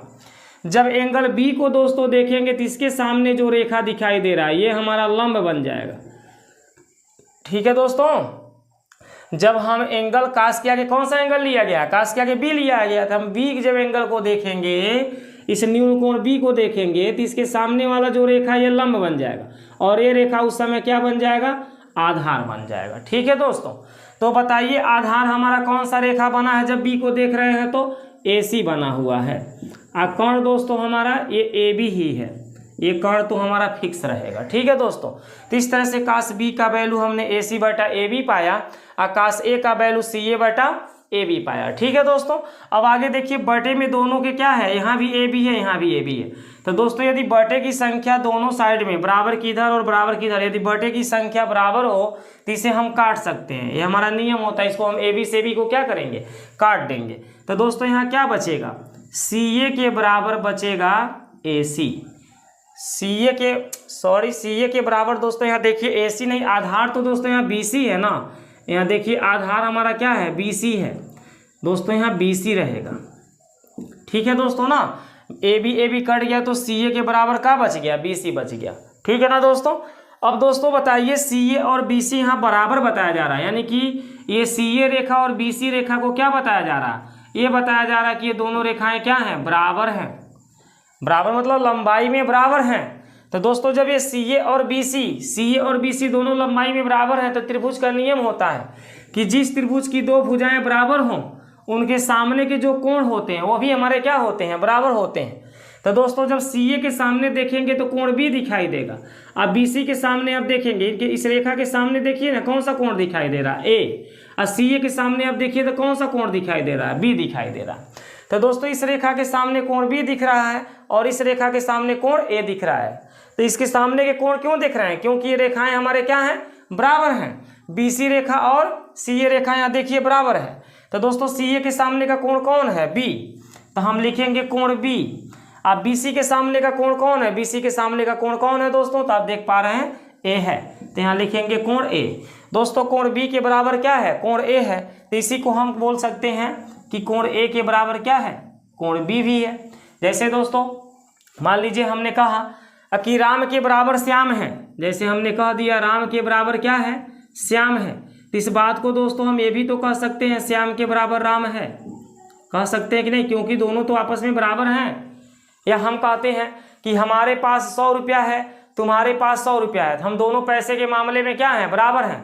हमारे तुम बराबर हो, ये भी बात कह सकते हैं कि तुम्हारे बराबर हम हैं पैसे के मामले में, क्योंकि 100 रुपया दोनों के पास है। तो दोस्तों एक एग्जाम्पल हमने आपको दिया कि यदि कोण B के बराबर कोण A है तो कोण A बराबर इसे हम कोण B बोल सकते हैं। तो इस तरह से दोस्तों क्वेश्चन नंबर 6 का जो बोला था कि दिखाइए मतलब सिद्ध करिए कोण A के बराबर क्या हो, कोण B हो, वो देखिए कोण A के बराबर कोण B आ गया। आपको यहाँ लिख देना है प्रूव डैट, मतलब यही हमें सिद्ध करना था। ठीक है दोस्तों। तो दोस्तों उम्मीद करते हैं कि क्वेश्चन नंबर 6 आपको अच्छी तरह से समझ में आ गई होगी। तो दोस्तों क्वेश्चन नंबर 7 पे चलते हैं, देखते हैं क्वेश्चन नंबर 7 में क्या कहता है। दोस्तों इसको मिटा देते हैं और क्वेश्चन नंबर 7 को हम लोग देखेंगे।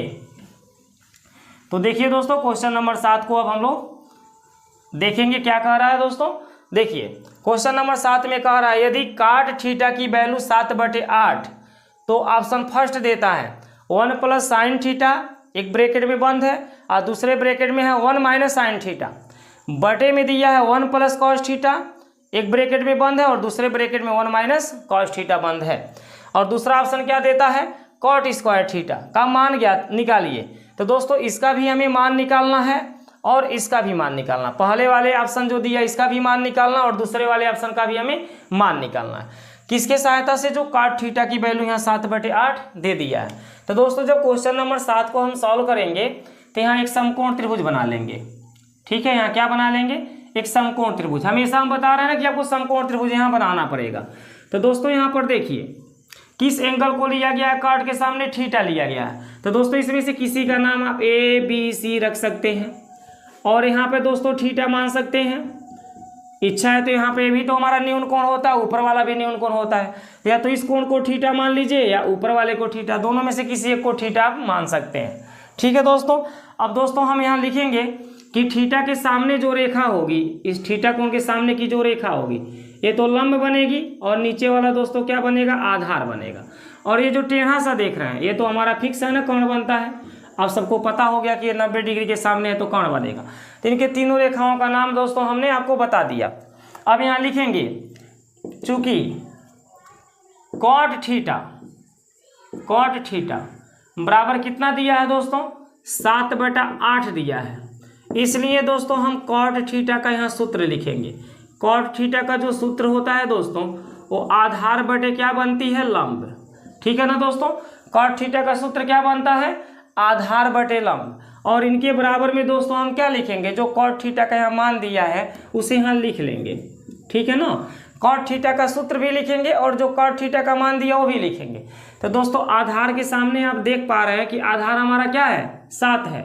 आधार के सामने 7 लिखा है और लंब के सामने क्या लिखा है, 8 लिखा है। तो दोस्तों ये आधार हमारा 7 हो जाएगा, यहाँ पे आप 7 लिख लीजिए, और ये लंब हमारा क्या हो जाएगा, 8 हो जाएगा। ठीक है दोस्तों, ये रेखा दोस्तों हमारा 7 हो जाएगा, इसको आधार बोलेंगे। ठीक है, और ये हमारा क्या है, कर्ण है। देखिए इस त्रिभुज में हमें कर्ण नहीं पता है, तो दोस्तों हमने बताया कि जब तक इनकी तीनों भुजाओं की लंबाई न पता हो तब तक ये जो भी आपसे पूछेगा उसको निकालने में आपको दिक्कत होगी। तो आप क्या करिए, इस त्रिभुज के 2 भुजाओं की लंबाई पता है, कर्ण नहीं पता है, तो पाइथागोरस प्रमेय लगा लीजिए। तो दोस्तों हम यहाँ क्या लिखेंगे, चूंकि समकोण त्रिभुज, क्या लिखेंगे दोस्तों, चूंकि समकोण त्रिभुज, कौन सा त्रिभुज है, ABC में पाइथागोरस प्रमेय से तो दोस्तों पाइथागोरस प्रमेय का फार्मूला बताएंगे, क्या निकालना है, कोण निकालना है। तो हम लिखेंगे यहाँ कोण का स्क्वायर बराबर दोस्तों होगा लंब का स्क्वायर प्लस आधार का स्क्वायर। ठीक है दोस्तों, ये हमारा फार्मूला हो जाएगा। अब देखेंगे कोण की वैल्यू क्या दिया हुआ है, तो कोण की वैल्यू दोस्तों CA दिया हुआ है, मतलब कोण को हम CA बोलेंगे। तो यहाँ हम लिख देंगे CA का स्क्वायर, इसलिए का चिन्ह लगा लीजिए दोस्तों यहाँ, ठीक है ना, यहाँ इसलिए का चिन्ह लगा लीजिए। लंब देखेंगे कौन सा रेखा है दोस्तों, BC रेखा है, तो हम यहाँ लिखेंगे BC का स्क्वायर। आधार दोस्तों देखेंगे AB रेखा दिया हुआ है, तो हम यहाँ AB का स्क्वायर लिखेंगे। ठीक है दोस्तों, इतना क्लियर होता है। अब देखेंगे क्या CA का मान हमारा रेखा में दिख रहा है, तो CA का मान नहीं दिख रहा है, तो CA ऐसे ही रहेगा। ठीक है दोस्तों, अब देखेंगे BC, तो दोस्तों BC का मान आप देख सकते हैं 8 दिया हुआ है, तो आप यहाँ 8 का स्क्वायर लिख लीजिए। अब दोस्तों AB आ जाती है, AB की वैल्यू कितना दिया हुआ है, 7 दिया हुआ है, तो आप यहाँ 7 लिख कर इस पर स्क्वायर है तो स्क्वायर लगा लीजिए। ठीक है दोस्तों, अब दोस्तों CA स्क्वायर बराबर बताइए क्या मिला, CA स्क्वायर बराबर दोस्तों 8 का स्क्वायर बताएंगे क्या होगा, 8 का स्क्वायर दोस्तों 64 होगा, अब प्लस 7 का स्क्वायर दोस्तों कितना होगा, 49 होगा।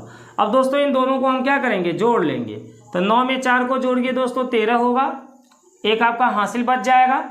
अब दोस्तों 6 में 4 को जोड़ेंगे 10 और एक हासिल कितना होगा, 11।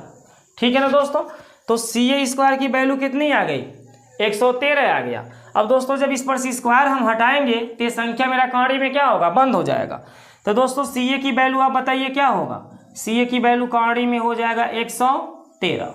हमने बताया ना जब CA पर से स्क्वायर हटाएंगे तो ये कहानी में बंद हो जाएगा, क्योंकि हमको CA स्क्वायर का मान थोड़ी नहीं पता करना है, हमें तो CA का मान पता करना है। इस फिगर में देखिए CA का मान पता करना है, ठीक है ना। तो दोस्तों CA का मान कहानी में 113 आ गया, तो यहाँ CA का मान 100 हमने क्या लिख लिया था, पूरे रेखा की लंबाई कहानी में 113 है, ये पूरे रेखा की लंबाई क्या है 8 है, और ये पूरे रेखा की लंबाई क्या है 7 है। ठीक है ना दोस्तों। आगे दोस्तों देखिए, अब ये जिसका मान हमसे पूछता है उसका मान हम कितना आसानी से देखिए निकाल सकते हैं। ठीक है दोस्तों, इसको मिटा देते हैं दोस्तों और आपको समझाते हैं कि पहला जो पूछा है उसका मान कैसे निकलेगा और दूसरा जो पूछा है उसका मान कैसे निकलेगा। ठीक है दोस्तों, तो देखिए दोस्तों पहला ऑप्शन को हम समझा रहे हैं। पहला ऑप्शन हमारा क्या दिया है, पहले कोष्ठ में 1 + sin थीटा और दूसरे ब्रैकेट में क्या दिया है 1 - sin थीटा। दोस्तों बटे का चिन्ह लगा लीजिए। अब बटे के नीचे जब आएंगे तो देखिए यहाँ पर क्या लिखा है 1 + cos थीटा और दूसरे ब्रैकेट में दिया है 1 - cos थीटा। ठीक है दोस्तों, यही हमारा पहला ऑप्शन, इसी का मान निकालने के लिए बोला है। दोस्तों 1 + sin थीटा 1 - sin थीटा अगर जो देखा जाए तो ये a + b और a - b के सूत्र पे दिख रहा है। a + b और a - b, जैसे a और b के बीच प्लस, a और b के बीच माइनस लगा है, उसी तरह से 1 और sin के बीच देखिए प्लस है और 1 और sin के बीच यहाँ देखिए माइनस है। यहाँ a का मान 1 रख दिया गया है, b का मान sin थीटा रख दिया गया है। यही मान यहाँ भी आपको देखने को मिलेगा, a का मान 1 रख दिया गया है, b का मान sin थीटा रख दिया गया है। तो दोस्तों a + b a - b formula हमारा कैसे टूटता है, a² - b² बनता है। ठीक है दोस्तों, तो जिस तरह से फार्मूला हमारा बन जाता है वैसे ही इसको भी तोड़ लीजिए। तो दोस्तों बताइए, यहाँ a का मान आप क्या कंप्रोमाइज करके पाए हैं 1 पाए हैं और b का मान क्या पाए हैं sin थीटा। तो दोस्तों इस फार्मूला में a की जगह हम 1 लिख देंगे और उस पर लगा देंगे स्क्वायर, अब b की जगह दोस्तों हम क्या लिख देंगे sin थीटा और उस पर भी क्या लगा देंगे स्क्वायर। समझ पा रहे हैं, इस a की जगह हम 1 क्यों रख रहे हैं, क्योंकि a का मान हमारे सवाल में 1 ही दिया है, अब b का मान यहाँ सवाल में क्या दिया है sin थीटा दिया है। यहाँ पर भी मिला सकते हैं, a का मान 1 है, b का मान sin थीटा है। तो इस a की जगह दोस्तों हमें 1 लिखना होगा, अब b की जगह sin थीटा, और दोनों पे स्क्वायर लगा तो दोनों पे स्क्वायर लगा देंगे, बटे का चिन्ह लगाइए दोस्तों। दोस्तों इसी सूत्र से कंप्रोमाइज नीचे वाले को भी करा सकते हैं आप। ये जो नीचे दिया हुआ है a का मान दोस्तों यहाँ 1 है और b का मान cos थीटा है, यहाँ भी दोस्तों a का मान 1 है, b का मान cos थीटा है। तो दोस्तों जैसे ये सूत्र टूटा है वैसे इसको भी तोड़ेंगे तो हम बताइए क्या होगा, 1 का स्क्वायर होगा और माइनस में होगा cos थीटा का स्क्वायर। ठीक है दोस्तों a की जगह यहाँ पर देख सकते हैं a की जगह 1 दिया है और b की जगह क्या दिया है cos थीटा दिया हुआ है। तो हम इस a की जगह दोस्तों 1 रखेंगे और b की जगह क्या लिखेंगे cos थीटा लिखेंगे, और दोनों पे स्क्वायर है तो यहाँ दोनों पे स्क्वायर लगा देंगे। दोस्तों आगे अब यहाँ देखिए 1 का स्क्वायर क्या होता है 1 होता है, माइनस यहाँ दोस्तों हमें sin थीटा का मान लिखना है, यहाँ sin थीटा का क्या लिखना है मान। तो दोस्तों जब साइन थीटा का मान आप लिखेंगे तो लंब बटे क्या बनेगा, कर्ण बनेगा। तो दोस्तों यहाँ लंब कौन है, 8 है, और कर्ण कौन है बताइए, कर्ण में 113 है। ठीक है दोस्तों, और इस पर स्क्वायर लगा हुआ था, हम स्क्वायर लगा देंगे, बटे का चिन्ह लगा दीजिए। 1 का स्क्वायर दोस्तों क्या होगा, 1 होगा, माइनस ब्रैकेट में जाएंगे तो दोस्तों ब्रैकेट में कॉस थीटा लिखा हुआ है। कॉस थीटा का फार्मूला क्या होता है, आधार बटे कर्ण। आधार कितना है दोस्तों 7, और कर्ण कितना है, कर्ण में 113। ठीक है, इस देखिए ब्रैकेट के ऊपर स्क्वायर लगा था, हम भी यहाँ क्या लगा देंगे, स्क्वायर लगा देंगे। अब दोस्तों आगे यहाँ से देखिए, 1 है हमारा माइनस 8 का वर्ग दोस्तों कितना होता है, 64 होता है, बटे कौड़ी में दोस्तों कोई भी संख्या है, यदि उसका हम वर्ग करें तो कौड़ी खत्म हो जाती है। जैसे मान लीजिए यहाँ कौड़ी में 5 का हमें वर्ग करना है, तो दोस्तों जब हम कौड़ी में 5 का वर्ग करेंगे तो खाली कौड़ी इसका खत्म हो जाएगा, 5 आ जाएगा। समझ पा रहे हैं। तो उसी तरह से कौड़ी में 113 दिया है, जब इसका हम वर्ग करेंगे तो कौड़ी खत्म हो जाएगा, 113 आ जाएगा। बटे का चिन्ह लगाइए दोस्तों, 1 लिखा है तो फिर 1 लिख लीजिए, माइनस 7 का स्क्वायर कितना लिखेंगे, 49 होता है दोस्तों। कौड़ी में यहाँ देखिए 113 आ गया, और 113 का हमें क्या करना है, वर्ग करना है, तो दोस्तों इसकी कौड़ी खत्म हो जाएगी, 113 आ जाएगा। अब दोस्तों अगला स्टेप देखिए, इसके आगे हम क्या करेंगे, 113 से दोस्तों 1 में गुणा करेंगे। 113 का जब 1 में गुणा होगा तो यहाँ 113 आ जाएगा, कितना आ जाएगा, 113। और दोस्तों 113 में से हम 64 को क्या करेंगे, घटा देंगे। 113 का 1 में गुणा कर लीजिए, 113 हो रहा है, और माइनस दोस्तों क्या है, 64, इनके बटे दोस्तों अब 113 लिखाएगा। समझ पा रहे हैं। 113 का जब 1 में गुणा करेंगे तो यहाँ 113 होगा, माइनस का 64 बटे में 113, ये जो देख रहे हैं ना, यही 113 लिखाएगा। क्यों लिखाएगा, क्योंकि इसका गुणा 1 में हो चुका है, इसलिए टोटल के बटे इसे लिखा जाएगा। अब बटे इनके आ जाइए, देखिए जो बड़ा सा बटा दिया है, अभी तो ये बटे के ऊपर हल हुआ, बटे के नीचे होगा। तो दोस्तों 113 का इस 1 में गुणा होगा तो फिर 113 आएगा, माइनस कितना लिखा है, 49, इनके अब टोटल के बटे दोस्तों अब 113 होगा, क्योंकि इसका 1 में गुणा हो गया है ना, इसलिए टोटल के बटे 113 लिखा जाएगा। अब दोस्तों 113 से 113 हमारा क्या होगा, कट जाएगा। ठीक है दोस्तों, समझ पा रहे हैं। दोस्तों ये नियम होता है, यदि ये नियम आपको समझा देते हैं, यदि a के बटा b है, उसके बटे c के बटे यहाँ d दिया है, तो दोस्तों कंडीशन क्या होती है, a बटे b, और ये जो बटे का चिन्ह देख रहे हैं दोस्तों, ये गुणे में बदल जाता है। ये जो बटे का चिन्ह देख रहे हैं ये गुणे में बदल जाता है, और ये जो c बटा d आप दिख रहे हैं, ये यहाँ उल्टा हो जाता है, d बटे क्या हो जाता है, c। तो दोस्तों जब ये दोनों मिल रहा है तो इसलिए दोनों क्या होता है, कट जाता है। अभी तो दोस्तों यहाँ मिल नहीं रहा है, लेकिन इसको जब ऐसे उल्टा करेंगे, पहले इस संख्या के बटे इसको लिखेंगे, इस बटे की जगह क्या लगाएंगे, गुणे का चिन्ह, और ये संख्या मेरा क्या होगा, उल्टा होगा दोस्तों, 113 ऊपर जाएगा और ये नीचे आएगा, उस समय ये कट जाएगा। ठीक है दोस्तों, चलिए इसको हम थोड़ा सा यहाँ समझा दें कि अगर ये c के बटे क्या रहे, b ही रहे, जैसे यहाँ पे दोस्तों ये देखिए बटे के नीचे वाली संख्या क्या कर रही है, मैच कर रही है, वैसे यहाँ मैंने मैच करा दिया।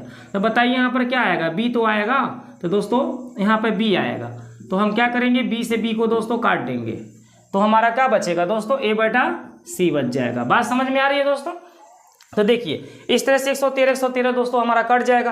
तो 113 में सब हमारा क्या, 113 में से 64 को घटाना दोस्तों, 13 में से 4 को घटाएंगे 9 आएगा, और दोस्तों 10 में से हम किसको घटा देंगे, 6 को, तो 4 आ जाएगा। ठीक है, अब बटे में आ जाइए। तो दोस्तों 113 में सब हमें 49 घटाना है, तो देखिए 13 में से 9 घटाएंगे दोस्तों 4 आएगा, अब यहाँ 10 बचेगा, 10 में से 4 को घटा देंगे दोस्तों 6 आएगा। तो दोस्तों इस पूरा हमारा जो पहला सवाल दिया हुआ है, इस सवाल का दोस्तों पहला सवाल का हमारा बताइए आंसर क्या होगा, 49/64, ये दोस्तों हमारा आंसर हो जाएगा। ठीक है, तो दोस्तों उम्मीद करते हैं कि आपको 7वां का पहला क्वेश्चन समझ में आया होगा। एक बार और रिपीट करके आप लोग देख लीजिएगा, यदि नहीं समझ में आता है तो, अगर समझ में आता है तो अच्छा है। तो दोस्तों अब हम आगे चलते हैं, क्वेश्चन नंबर 7वां का दूसरा को देखते हैं। ठीक है दोस्तों, कौन सा देखते हैं, क्वेश्चन नंबर 7 का 2 नंबर में क्या पूछ रहा है। अभी तो ये पहला नंबर था, तो दोस्तों क्वेश्चन नंबर 7 का जो दूसरा है इसको भी मिटा देते हैं। नहीं दोस्तों ये तो इसको नहीं मिटाएंगे, हमारा एक क्वेश्चन नंबर 8 दिया हुआ है, इसको सॉल्व करना है। ठीक है ना।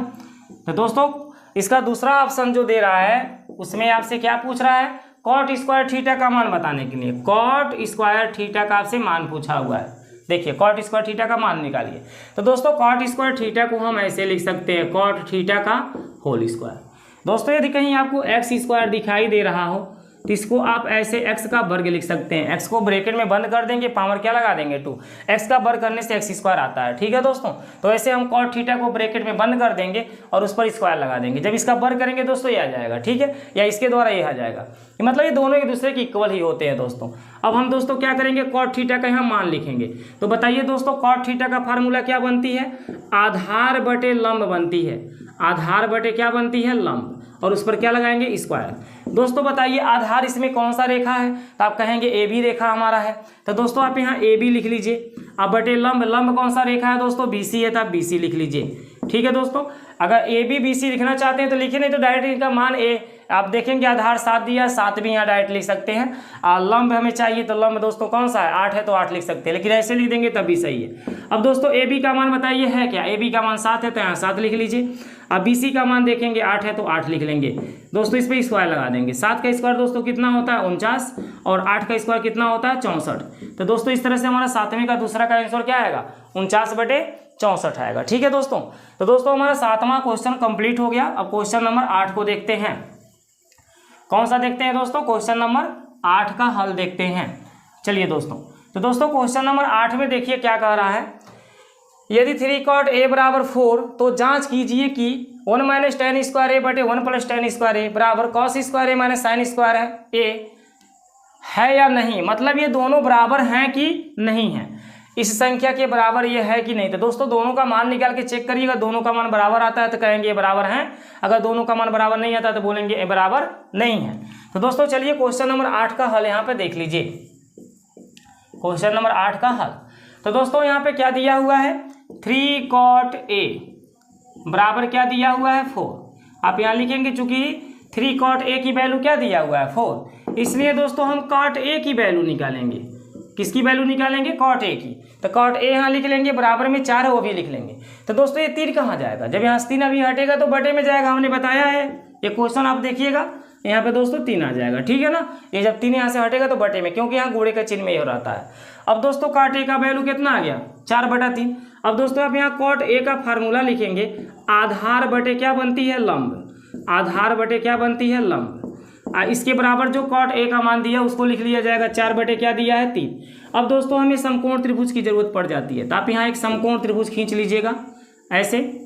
अब दोस्तों हमने समझा दिया कि cot का एंगल a लिया गया है, तो हमारा न्यून कोण एक ये है और एक ये है ऊपर वाला। तो दोस्तों इन्हीं दोनों में से किसी का नाम आप a रख सकते हैं। तो चलिए हम इसका नाम a रख देते हैं, इसका नाम b रख देते हैं और इसका नाम c। दोस्तों ये समकोण होता है, ठीक है।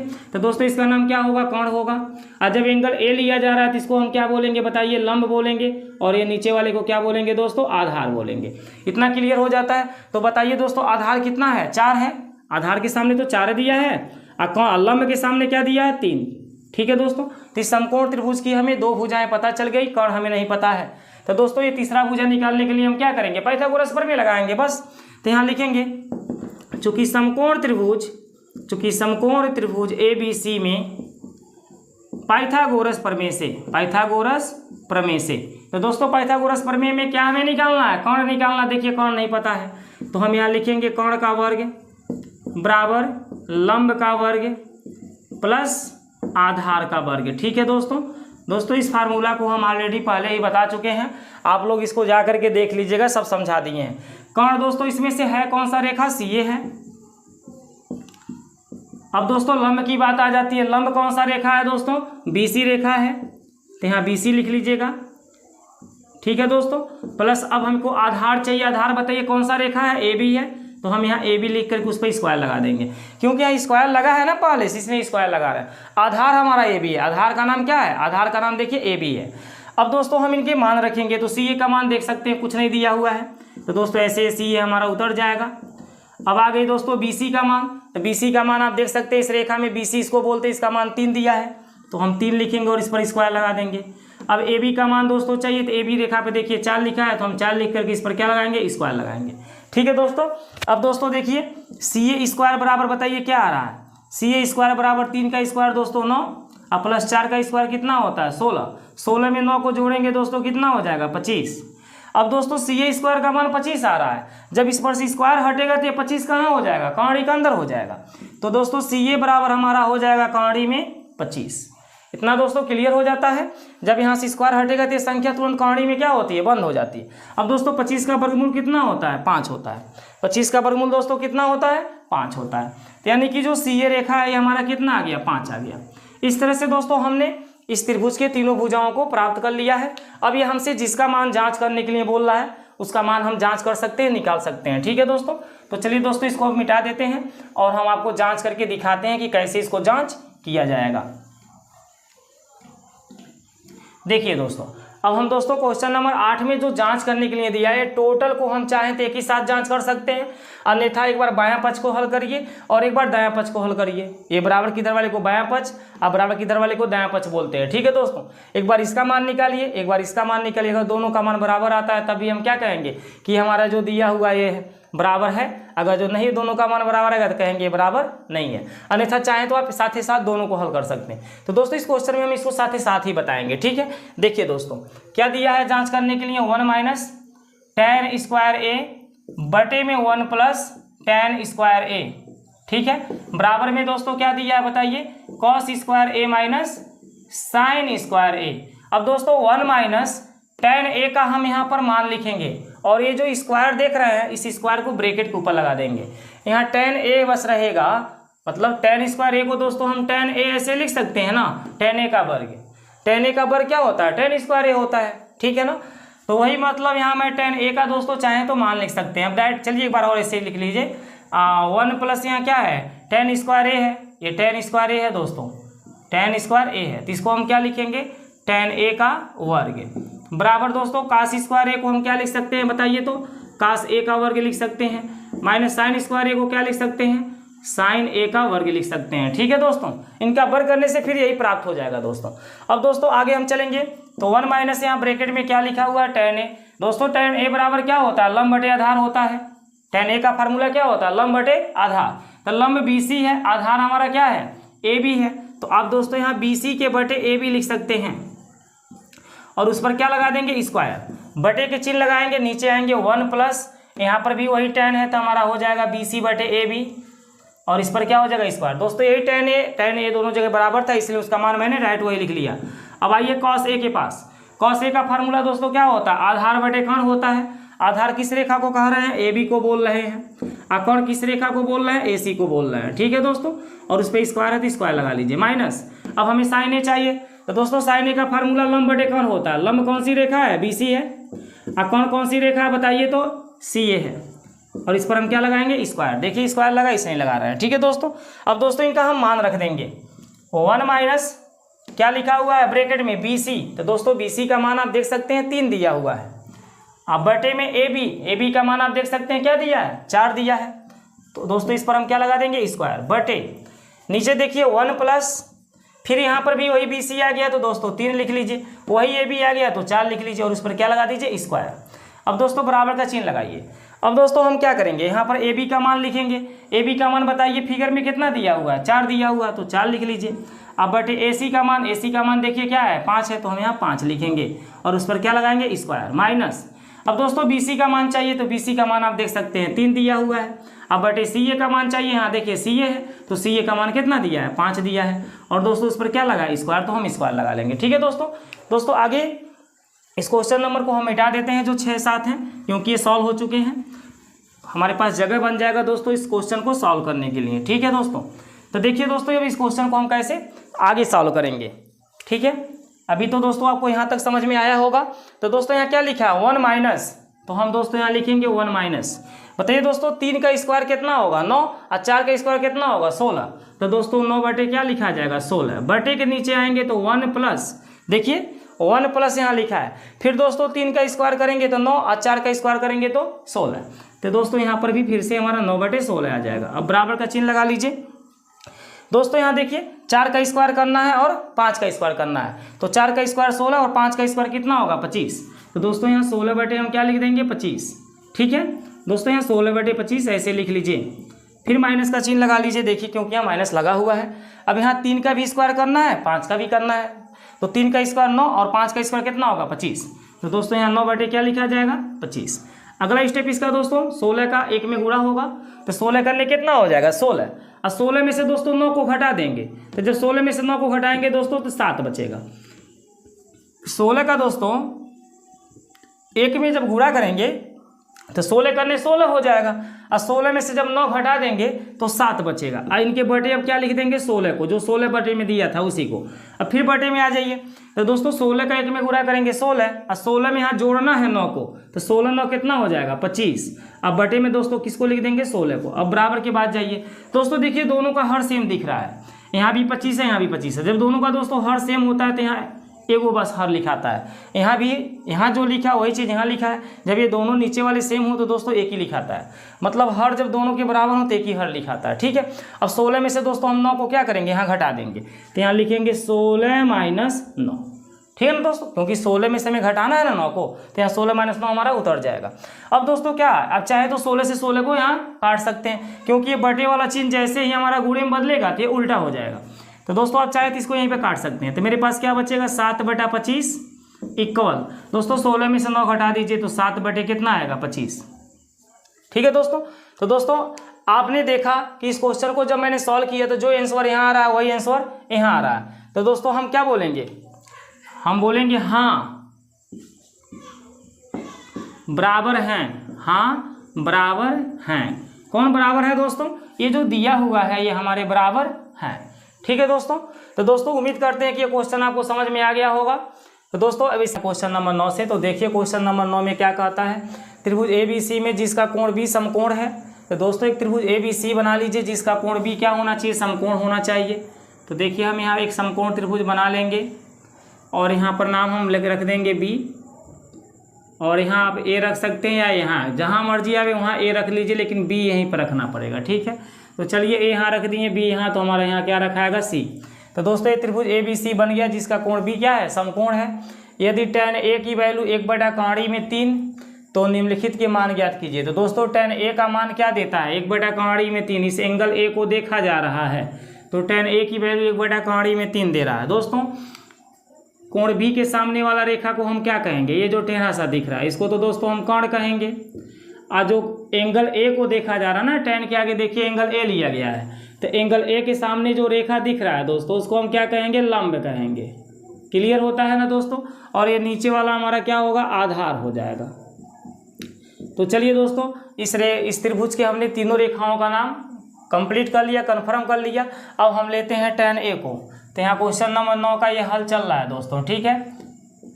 क्या लिखेंगे, चूंकि tan A बराबर कितना दिया है दोस्तों 1/3 में 3 दिया है, इसलिए दोस्तों tan A बराबर हम यहाँ फार्मूला लिखेंगे। tan A का फार्मूला क्या होती है, लंब बटा आधार होता है, ठीक है दोस्तों। tan A का फार्मूला क्या होता है, लंब बटा आधार। और इसके बराबर बताइए क्या लिखाएगा, जो tan A बराबर दे दिया है 1 क्या दे दिया है, कौड़ी में 3। तो दोस्तों लंब के सामने 1 आ गया, इस रेखा को हम 1 बोलेंगे, और आधार के सामने कौड़ी में 3 आ गया, इस रेखा को हम कौड़ी में क्या बोलेंगे, 3। तो दोस्तों इस समकोण त्रिभुज के 2 भुजा तो पता हो गया, लेकिन तीसरी भुजा में पता नहीं है। तो हमने आपको बताया कि इस त्रिभुज की जब तक तीनों भुजा नहीं पता रहेगी तब तक ये जिसका मान पूछेगा उसका मान निकालने में आपको दिक्कत होगी। तो इसलिए आप इस त्रिभुज के तीनों भुजाओं की लंबाई पता करिए। अभी तो 2 ही पता है, इसको आप कैसे निकाल सकते हैं, पाइथागोरस प्रमेय से। तो दोस्तों यहाँ हम लिखेंगे, चूंकि समकोण त्रिभुज ABC में पाइथागोरस प्रमेय से, तो दोस्तों समकोण त्रिभुज ABC में पाइथागोरस प्रमेय से क्या हमारा फार्मूला होती है बताइए। तो दोस्तों होता है कर्ण का स्क्वायर बराबर लंब का स्क्वायर प्लस आधार का स्क्वायर, ठीक है दोस्तों। ये पाइथागोरस प्रमेय का हमारा मुख्य फार्मूला है। इसी के द्वारा 2 फार्मूला और बनाए गए हैं, जो कि हमने आपको आगे वीडियो में दिखा दिया, आप लोग जाके देख सकते हैं। तो दोस्तों कर्ण इसमें कौन सा रेखा है, CA है, आप यहाँ पे CA लिख लीजिए। अब लंब दोस्तों बताइए कौन सा है, तो आप देखेंगे लंब हमारा BC रेखा है, तो हम यहाँ BC लिख लेंगे। अब दोस्तों हमें आधार चाहिए, आधार कौन सा रेखा है, AB है, तो हम यहाँ AB लिख लेंगे। दोस्तों CA की क्या वैल्यू पता है, नहीं पता है, तो हम CA को ऐसे ही रखेंगे। अब दोस्तों BC के पास आते हैं, तो BC की वैल्यू आप 1 देखेंगे, तो यहाँ 1 लिख लीजिए। आगे दोस्तों AB की वैल्यू कौड़ी में 3 है, तो हम यहाँ कौड़ी में 3 लिख करके उस पर स्क्वायर लगा लेंगे। तो दोस्तों आगे देखिए CA का वर्ग बराबर 1 का वर्ग क्या होता है 1, और काड़ी में 3 का वर्ग क्या होता है 3। दोस्तों 3 और 1 को जोड़ेंगे तो क्या होगा 4। दोस्तों हमने बता दिया है कि काड़ी में कोई भी संख्या है जब उसका वर्ग करेंगे तो बस वो काड़ी खत्म हो जाती है, वो संख्या बाहर आ जाती है। तो 3 और 1 कितना हो गया 4। अब दोस्तों जब CA पर से स्क्वायर हट जाएगा, ये जो स्क्वायर आप देख रहे हैं जब इसको हम हटा देंगे तो ये 4 हमारा कहाँ होगा काड़ी में बंद हो जाएगा, क्योंकि CA स्क्वायर का मान 4 आया है। CA स्क्वायर का मान कितना आया है 4, और जब स्क्वायर हटा देंगे तो ये काड़ी में क्या होगा बंद हो जाएगा। अब दोस्तों 4 का वर्गमूल कितना होता है 2, ठीक है। तो CA की वैल्यू दोस्तों हमने कितना प्राप्त कर लिया 2। अब दोस्तों इस त्रिभुज के देखिए तीनों रेखाओं की लंबाई हमें पता चल गया है। अब ये जिसका भी मान पूछेगा उसका मान हम लोग दोस्तों आराम से निकाल सकते हैं। तो चलिए दोस्तों इसको मिटा देते हैं और ये जिसका मान पूछता है उसको हम आपको निकाल के दिखाते हैं।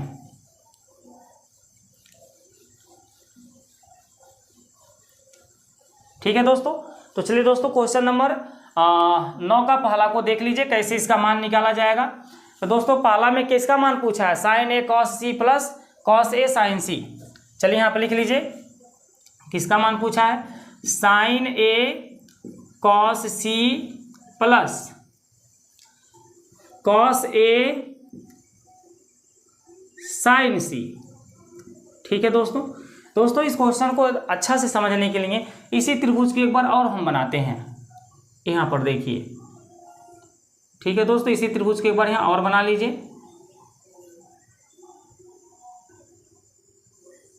आपको पेपर में 2 त्रिभुज नहीं बनाना है, बस समझने के लिए यहाँ मैं बना दे रहा हूँ। दोस्तों यहाँ पर A नाम है, देख लीजिए यहाँ पे कौन सा नाम है B, और यहाँ कौन सा नाम है C। जैसे इसमें नाम है वैसे यहाँ पर भी नाम रहेगा। ठीक है दोस्तों, इस रेखा की लंबाई कितनी है काड़ी में 3, और इसकी लंबाई कितनी है दोस्तों 2 है, और इसकी लंबाई कितनी है 1 है। इतना दोस्तों क्लियर होता है ना।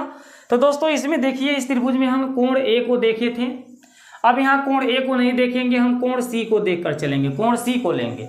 तो दोस्तों जब कोण C को देखेंगे तो कोण C के सामने जो रेखा होगा ये रेखा हमारा क्या बन जाएगा, ये जो रेखा हमारा दिखाई दे रहा है यह रेखा दोस्तों हमारा लंब बन जाएगा।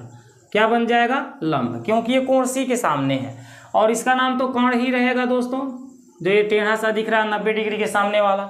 और ये जो दोस्तों सीधा हमारा रेखा खड़ा है BC, अब इसको हम आधार कहेंगे, इसको हम क्या कहेंगे आधार कहेंगे। ठीक है दोस्तों, तो इतना ही आपको जानने के लिए मैं अलग बताया हूँ कि जब कोण C को हम देखेंगे तो ये रेखा हमारा लंब बन जाएगा और ये क्या बन जाएगा आधार, लेकिन जब कोण A को देख करके चलेंगे तो ये वाला लंब बनेगा और ये नीचे वाला क्या बनेगा आधार। तो चलिए दोस्तों अब हम इनका फार्मूला यहाँ लिखते हैं।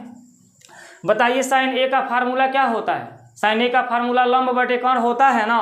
तो दोस्तों हम एंगल A को देखेंगे ना, साइन के आगे कौन सा एंगल है A, तो जब एंगल A को देखेंगे तो लंब बटा कर्ण, लंब बटा कर्ण बताइए 1 बटा क्या आएगा 2, लंब 1 है कर्ण 2 है, तो यहाँ 1 बटा 2 डायरेक्ट आप लिख सकते हैं दोस्तों, कोई दिक्कत नहीं है। अब हमें काश C का मान चाहिए, तो काश C एंगल C को देख के लिखना होगा। तो दोस्तों काश C यही तो है हमारा, इस एंगल को हम देख के लिखेंगे। तो काश C का पहले फार्मूला याद करिए कि काश C का फार्मूला क्या होता है आधार बटे कर्ण। तो दोस्तों जब इस एंगल को देख कर चलेंगे तो हमें आधार बटे कर्ण चाहिए, तो आधार तो 1 बन रही है और कर्ण हमारा क्या बन रहा है 2, आगे प्लस का चिन्ह लगा लीजिए। अब दोस्तों काश A का मान चाहिए, तो काश यहाँ एंगल देखिए A को देखना है, यानी इस एंगल को देख के काम करना है। तो काश A का फार्मूला तो आधार बटे कर्ण होता है ना। तो बताइए इसमें आधार हमारा क्या है काड़ी में 3 है और कर्ण हमारा क्या है 2 है, गुणे का चिन्ह लगा लीजिए। अब दोस्तों हमें साइन C चाहिए, तो साइन C देखने का मान प्राप्त करने के लिए इस एंगल C को देखेंगे, और जब एंगल C को देखेंगे तो लंब बटे कर्ण हमारा साइन का फार्मूला बनता है, क्या बनता है लंब बटे कर्ण। तो बताइए लंब कितना दिया है काड़ी में 3 दिया है और कर्ण कितना दिया है दोस्तों 2 दिया है। अब दोस्तों इसी को सॉल्व कर लीजिए, 1 का 1 में गुणा होगा 1, 2 का 2 में गुणा होगा 4, प्लस काड़ी में 3 का काड़ी में 3 में गुणा होगा तो दोस्तों 3 हो जाएगा। काड़ी में 3 का दोस्तों गुणा करने से 9 होता है, लेकिन वर्गमूल कितना आता है 3, तो वही काड़ी में 3 का गुणा करने से 3 हो जाएगा, और 2 दूना कितना हो जाएगा 4। तो दोस्तों देखिए हर दोनों का समान आ गया 4, इसीलिए हम यहाँ पे एक ही 4 लिखेंगे। जब हर दोस्तों समान होता है तो एक ही लिखाता है, और 1 में 3 को क्या करेंगे जोड़ लेंगे। तो दोस्तों 1 में 3 को जोड़ने से 4 बटे 4 आएगा, 4 से 4 हमारा एक बार में कट जाएगा दोस्तों, इस क्वेश्चन का आंसर क्या आ जाएगा 1। ठीक है दोस्तों, तो जो हमारा पहला क्वेश्चन पूछा है इसका आंसर दोस्तों होगा 1। अब चलिए दोस्तों आपको क्वेश्चन नंबर इसका दूसरा समझा देते हैं। ठीक है दोस्तों, कौन सा क्वेश्चन समझा देते हैं दूसरा नंबर। दोस्तों फिगर ऐसे ही रहेगा, दूसरा के लिए भी यही फिगर कार्य करेगा। तो यहाँ क्वेश्चन नंबर हम 2 को देखते हैं। क्वेश्चन नंबर 2 में दोस्तों देखिए लिखा है cos A cos C minus sin A sin C। इसका मान हमको निकालना है दोस्तों, cos A cos C minus sin A sin C। ठीक है, तो दोस्तों cos A का फार्मूला क्या होता है? तो cos A का फार्मूला दोस्तों हमारा होता है आधार बटे कोण। क्या होता है? आधार बटे कोण। तो दोस्तों एंगल ए को हमें आधार बटे कोण देखकर, एंगल ए को देखकर आधार बटे कोण का डिसाइड करना है कौन होगा। तो दोस्तों जब एंगल ए को देखेंगे तो आधार देखिए ये बन रही है और कोण हमारा ये बन रहा था। आधार मेरा क्या बन गया? कोण में 3 और कोण हमारा क्या बन गया दोस्तों? 2। ठीक है, इतनी बातें समझ में आए ना। एंगल ए को देख रहे हैं तो आधार 3 बन रहा है और कोण ये बन रहा है। अब दोस्तों cos C में भी आधार बटे कोण होगा, लेकिन हम किस एंगल को देख के आधार बटे कोण लिखेंगे? C को। तो आधार बताइए इसमें कौन है? 1 है और कोण हमारा क्या है दोस्तों? 2। माइनस साइन A के पास आइए। साइन A का फार्मूला दोस्तों लंब बटे कोण होता है। साइन है तो लंब बटे कोण होना है, लेकिन एंगल ए को इसमें देख करके लंब बटे कोण बताइए कौन है? तो जब एंगल ए को देखेंगे तो लंब हमारा 1 होगा, कोण हमारा 2 होगा, यानी साइन A का मान कितना होगा? 1/2 होगा। अब गुणे दोस्तों साइन C का हमें मान लिखना है। तो साइन C का मान भी लंब बटे कोण होगा, लेकिन एंगल C को देख के लंब बटे कोण बताना है। तो एंगल C को जब देखेंगे तो लंब बताइए हमारा क्या है? कोण में 3 है और कोण दोस्तों हमारा क्या है? 2 है। क्लियर होता है दोस्तों? अब दोस्तों हम क्या करेंगे? कोण में 3 से 1 में गुणा करेंगे, कोण में 3 और 2 का 2 में करेंगे 4, माइनस कोण में 3 का 1 से करेंगे कोण में 3 और 2 का 2 में करेंगे 4। अब दोस्तों देखिए जो संख्या ये है वही संख्या ये है, इसके आगे माइनस लगा है और इसके आगे कौन सा चिन्ह होता है दोस्तों? प्लस का चिन्ह छिपा रहता है, यानी इसके आगे माइनस इसके आगे प्लस, सेम संख्या है तो दोस्तों ये हमारा कट जाएगा। इसका आंसर क्या हो जाएगा? 0। ठीक है दोस्तों, तो इस तरह से दोस्तों क्वेश्चन नंबर 9 का दूसरा हमारा 0 देगा अपना आंसर। तो दोस्तों क्वेश्चन नंबर 9 कंप्लीट होता है। आशा करते हैं कि आप इस क्वेश्चन को समझ गए होंगे। अब दोस्तों क्वेश्चन नंबर 9 के बाद हम 10 को देख लेते हैं। ठीक है दोस्तों, किस क्वेश्चन को देख लेते हैं? 10 को। तो देखिए दोस्तों क्वेश्चन नंबर 10 में क्या दिया है? त्रिभुज PQR में जिसका कोण Q समकोण है। तो दोस्तों ये क्या है? त्रिभुज PQR बना लीजिए, PQR। ठीक है दोस्तों, यहाँ Q क्यों रख रहे हैं? क्योंकि बोला है जिसका कोण Q समकोण है, तो यहाँ Q ही रहेगा। अब दोस्तों Q के सामने वाला रेखा ये तो कोण होगा, पक्का है, ये टेढ़ा वाला रेखा कोण होगा। अब इन दोनों में कौन लंब बनेंगे, कौन आधार बनेंगे? तो दोस्तों अगर कोण P को देखेंगे तो ये लंब बनेगा और कोण Q को देखेंगे, एक कोण R को देखेंगे तो ये लंब बनेगा। ठीक है ना, तो चलिए आगे देखते हैं। कोण Q समकोण है, PR प्लस QR की वैल्यू कितना दिया है? 25 और PQ की वैल्यू कितना दिया है? 5। दोस्तों इस फिगर में PQ है कहाँ? यहाँ पर है, तो ये हमारा 5 सेमी का रेखा है। ठीक है, और आगे देखिए यहाँ पे बोला है PR प्लस QR। दोस्तों ये PR रेखा और ये QR रेखा दोनों को जब हम जोड़ते हैं तब 25 आता है। ठीक है, ये PR और ये QR ये दोनों को जब जोड़ेंगे तो कितना आएगा? 25 सेमी। अब आपसे sin P, cos P और tan P के मान बोलता है निकालने के लिए। तो दोस्तों यहाँ देखिए आप लिखेंगे चूंकि समकोण त्रिभुज PQR में, चूंकि समकोण त्रिभुज PQR में क्या कंडीशन है दोस्तों? PR प्लस QR बराबर 25 सेमी। इक्वेशन नंबर क्या है? फर्स्ट। ठीक है, PR प्लस QR कितना है? 25 सेमी। तथा PQ बराबर दोस्तों कितना है? तो PQ बराबर हमारा 5 सेमी है। इसको समीकरण नंबर 2 बना दीजिए। इसलिए दोस्तों हम क्या लगाएंगे? पाइथागोरस प्रमेय लगाएंगे। इसलिए पाइथागोरस प्रमेय से, तो दोस्तों जब इस त्रिभुज में पाइथागोरस प्रमेय लगाएंगे तो फिर वही फार्मूला आपका चलेगा। कौन सा फार्मूला? कोण का वर्ग बराबर लंब का वर्ग प्लस आधार का वर्ग। ठीक है दोस्तों, कोण का वर्ग बराबर क्या होगा? लंब का वर्ग प्लस आधार का वर्ग। अब दोस्तों कोण हमारा है कौन? तो कोण हम देखेंगे PR रेखा है, तो हम यहाँ लिख देंगे PR बराबर लंब दोस्तों इसको बोलिए अभी। ठीक है, जो सीधा खड़ा है QR को बोल दीजिए ये हमारा लंब है। तो चलिए हम यहाँ पे QR लिख लेते हैं। अब प्लस आधार हमारा ये नीचे वाला रेखा को बोल देते हैं PQ को। ठीक है दोस्तों, अभी दोस्तों हम किसी कोण को नहीं देख रहे हैं ना, तो जो सीधा खड़ा उसको लंब बोल देते हैं, जो नीचे हमारा गिरा हुआ है ऐसे उसको आधार बोल दे रहे हैं। ठीक है, लेकिन जब किसी कोण को देखेंगे तो ये लंब आधार अपना कोण को देखने पे अपना डिसाइड करेगा कौन होगा। अब दोस्तों यहाँ देखिए पी आर जो है लिखा है पी आर का वर्ग, और ये क्या है हमारा क्यू आर का वर्ग। इस क्यू आर को बराबर किधर अगर हम ले आवें तो ये माइनस हो जाएगा क्यू आर का वर्ग, बराबर में क्या होगा दोस्तों, पी क्यू का वर्ग। ठीक है दोस्तों, समझ पा रहे हैं। ये क्यू आर जो हमारा दिख रहा है ये बराबर किधर अगर यहाँ प्लस है ना, क्या हो जाएगा माइनस। अब दोस्तों P R square minus Q R square का हम फार्मूला यहाँ लिखेंगे। तो बताइए P R square minus Q R square का फार्मूला क्या होता है। तो दोस्तों होता है P R plus Q R, और दूसरे ब्रैकेट में होगा P R minus Q R. ठीक है दोस्तों, P R square minus Q R square का हमने फार्मूला लिखा P R plus Q R, P R minus Q R. जैसे ए स्क्वायर माइनस बी स्क्वायर का फार्मूला ए प्लस बी और ए माइनस बी होता है, वैसे ही हमारा फार्मूला टूट गया है। अब बराबर में दोस्तों क्या दिया है बताइए, पी क्यू। तो पी क्यू का मान आप समीकरण 2 में देखिए क्या दिया है 5, तो हम यहाँ लिख देंगे 5 का स्क्वायर। ठीक है दोस्तों, अब बताइए P R plus Q R जो दे रहा है, P R plus Q R का मान समीकरण में कितना दिया है 25, तो इसके जगह हम क्या लिख देंगे दोस्तों 25, और ब्रैकेट में क्या लिखा हुआ बताइए P R minus Q R, बराबर में कितना दिया है दोस्तों 5 का स्क्वायर। तो 5 का स्क्वायर कितना होता है 25। अब दोस्तों ये 25 जो हमारा है ना ये गोड़े में है, अगर यहाँ से हटेगा तो इसके बटे में ही जाएगा, यानी कि इस 25 से हम इस 25 को यहीं पे काट सकते हैं। कौ बार में कट जाएगा, एक बार में। तो दोस्तों P R minus Q R का मान कितना आ गया, 1 आ गया। अब दोस्तों आते हैं अपने यहाँ तो मिटा देते हैं, समीकरण नंबर 1 की जरूरत है, समीकरण नंबर 1 को हम छोड़ देते हैं। ठीक है, और किसको, ये जो अभी आया है P R minus Q R, P R minus Q R बराबर कितना आया है 1, इसको समीकरण नंबर 3 बना दीजिए। P R minus Q R बराबर 1 जो आया है सेमी, इसे हम समीकरण क्या बना दिए 3। ठीक है ना, P R minus Q R बराबर 1।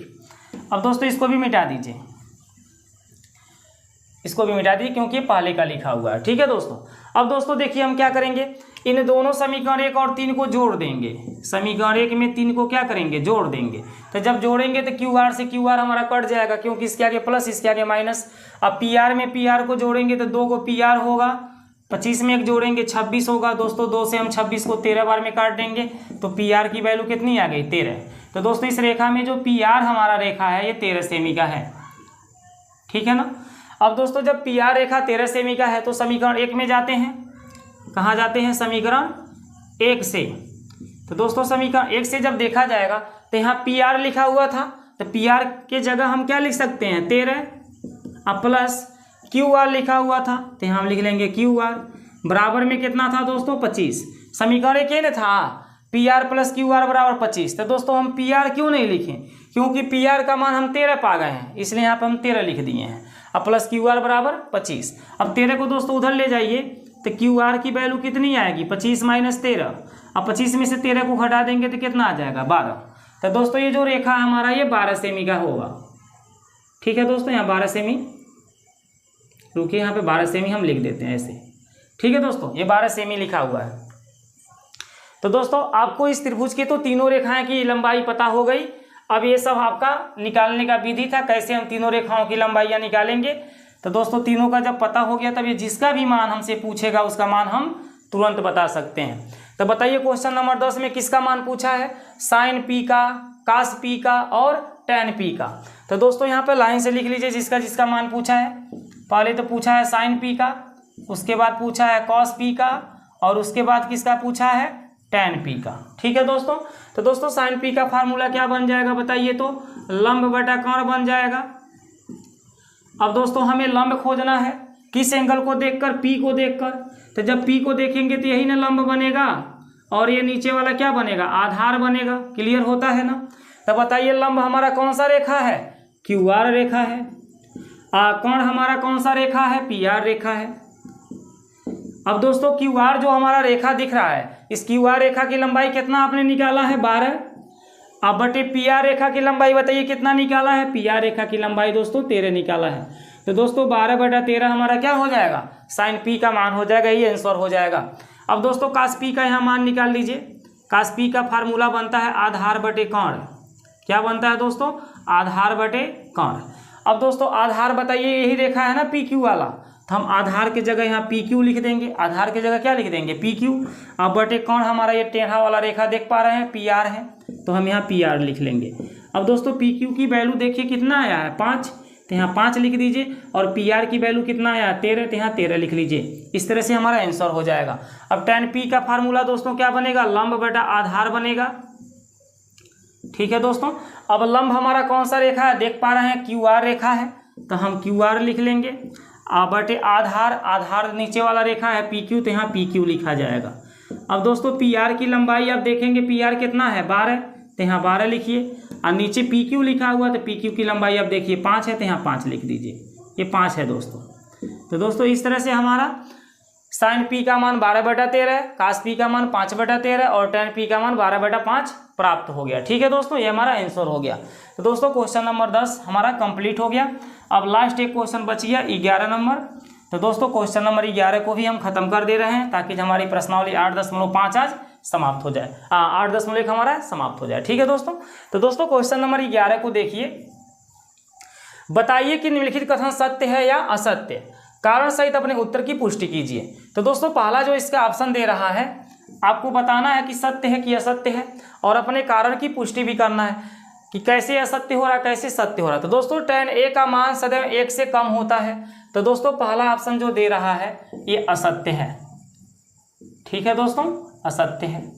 tan a का मान दोस्तों सदैव 1 से कम नहीं होता है, क्योंकि a के जगह पर यदि हम कोई मान रखें, जैसे मान लीजिए असत्य है, तो यहाँ जवाब दे दीजिए। कारण इसका क्या है लिख दीजिए, क्योंकि tan दोस्तों a के जगह हम क्या रख दें? 60 डिग्री रख दें। क्या रख दें? 60 डिग्री रख दें। tan a का मान सदैव 1 से बोला ना कम होता है, तो a की जगह हम क्या रख दें? 60 डिग्री रख दें। तो tan 60 डिग्री का मान दोस्तों क्या हो जाती है? काड़ी में 3 हो जाती है। और दोस्तों जो काड़ी में 3 है ना, उसका मान 1.732 और भी ज़्यादा अंक आता है। बात समझ में आ रही है? तो दोस्तों 1.732 और भी आगे जो अंक आता है, तो इससे पता चल रहा है ना कि 1 से क्या है? अधिक आ रहा है 1.7, मतलब नियर अबाउट ये 2 के नज़दीक पहुंच रहा है। 1.7 जो है 1.5 से ज़्यादा इसका मान है। 1 से ज़्यादा है ना, यहाँ पर देखिए 1 है, यहाँ भी 1 है, लेकिन ये ज़्यादा है कि नहीं है ना? तो इसलिए दोस्तों ये हमारा क्वेश्चन क्या हो गया? असत्य हो गया। अब दोस्तों क्वेश्चन नंबर 2 को देख लीजिए। कहता है कोण ए के किसी मान के लिए सेक ए का मान 12/5 होगा। तो दोस्तों सेक ए का जो मान है यहाँ समझा दे रहे हैं, 12/5 है। तो दोस्तों अगर हम ए का यहाँ मान निकालेंगे, तो सेक हमारा इस साइड आकर के सेक इनवर्स बन जाता है। 12 क्या हो जाता है? 5। दोस्तों ये सब आपको क्लास 12 में पढ़ने को मिलेगा, 12 में पढ़ने को मिलेगा। सेक ए का मान यदि 12/5 है, तो ए का जब मान निकालेंगे तो सेक हमारा इस साइड आ जाता है और ये सेक इनवर्स हो जाता है। या ऐसे समझिए दोनों साइड का सेक इनवर्स जब निकाला जाता है, तो ये हमारा क्या होता है? सेक खत्म हो जाता है, ए बच जाता है, और इसका मान कितना हो जाता है? 12/5। तो दोस्तों यदि ए का मान हम सेक इनवर्स 12/5 रखें, तो हमें 12/5 प्राप्त हो जाएगा। देखिए सेक ए दिया है, तो ए के जगह हम क्या लिखेंगे? सेक इनवर्स क्या लिखेंगे? 12/5। ठीक है दोस्तों, यहाँ ब्रैकेट को बदल लीजिए। अब बराबर में दोस्तों यहाँ क्या दिया है? 12/5। दोस्तों देखिए सेक ए का मान 12/5 है, तो मैंने इस ए के मान सेक के द्वारा ए का मान यहाँ प्राप्त किया। अब यही ए का मान यहाँ रखने जा रहे हैं। जब यहाँ रखेंगे तो बराबर में जो है वही इधर भी आएगा। तो दोस्तों सेक और सेक इनवर्स हमारे समाप्त हो जाते हैं, 12/5 आ जाएगा, और यहाँ पर भी हमारा क्या आ जाएगा? 12/5 आ जाएगा। तो दोस्तों 12/5 देखिए दोनों साइड में बराबर आ रहा है, इसलिए क्वेश्चन नंबर 2 को हम क्या बोलेंगे? सत्य है। क्वेश्चन नंबर 2 क्या है? सत्य है। ठीक है दोस्तों। अब दोस्तों इसको मिटा करके क्वेश्चन नंबर 3, 4, 5 को देखा जा रहा है। चलिए इसको मिटा देते हैं। अब कौन सा क्वेश्चन हम देखेंगे? 3, 4, 5, 11 का जो 3, 4, 5 बचा हुआ है। तो दोस्तों 11 का जो 3 नंबर क्वेश्चन है उसको देख लीजिए। क्या कहता है? कास ए और कास ए कोण ए के कोसेकेंट के लिए प्रयुक्त एक संक्षिप्त रूप है। तो दोस्तों अगर जो हम कोसेकेंट कोण ए के लिए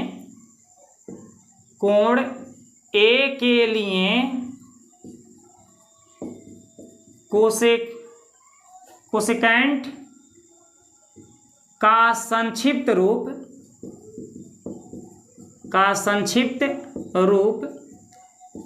ठीक है दोस्तों, कोसेकेंट के लिए कोण ए के लिए कोसेकेंट का संक्षिप्त रूप दोस्तों क्या होता है? कोसेक ए होता है। क्या होता है? कोसेक ए। कोण ए के लिए कोसेकेंट का संक्षिप्त रूप क्या होता है? कोसेक ए होता है। और आपके क्वेश्चन में क्या कहता है कि कोण ए के लिए प्रयुक्त एक संक्षिप्त रूप कौन है?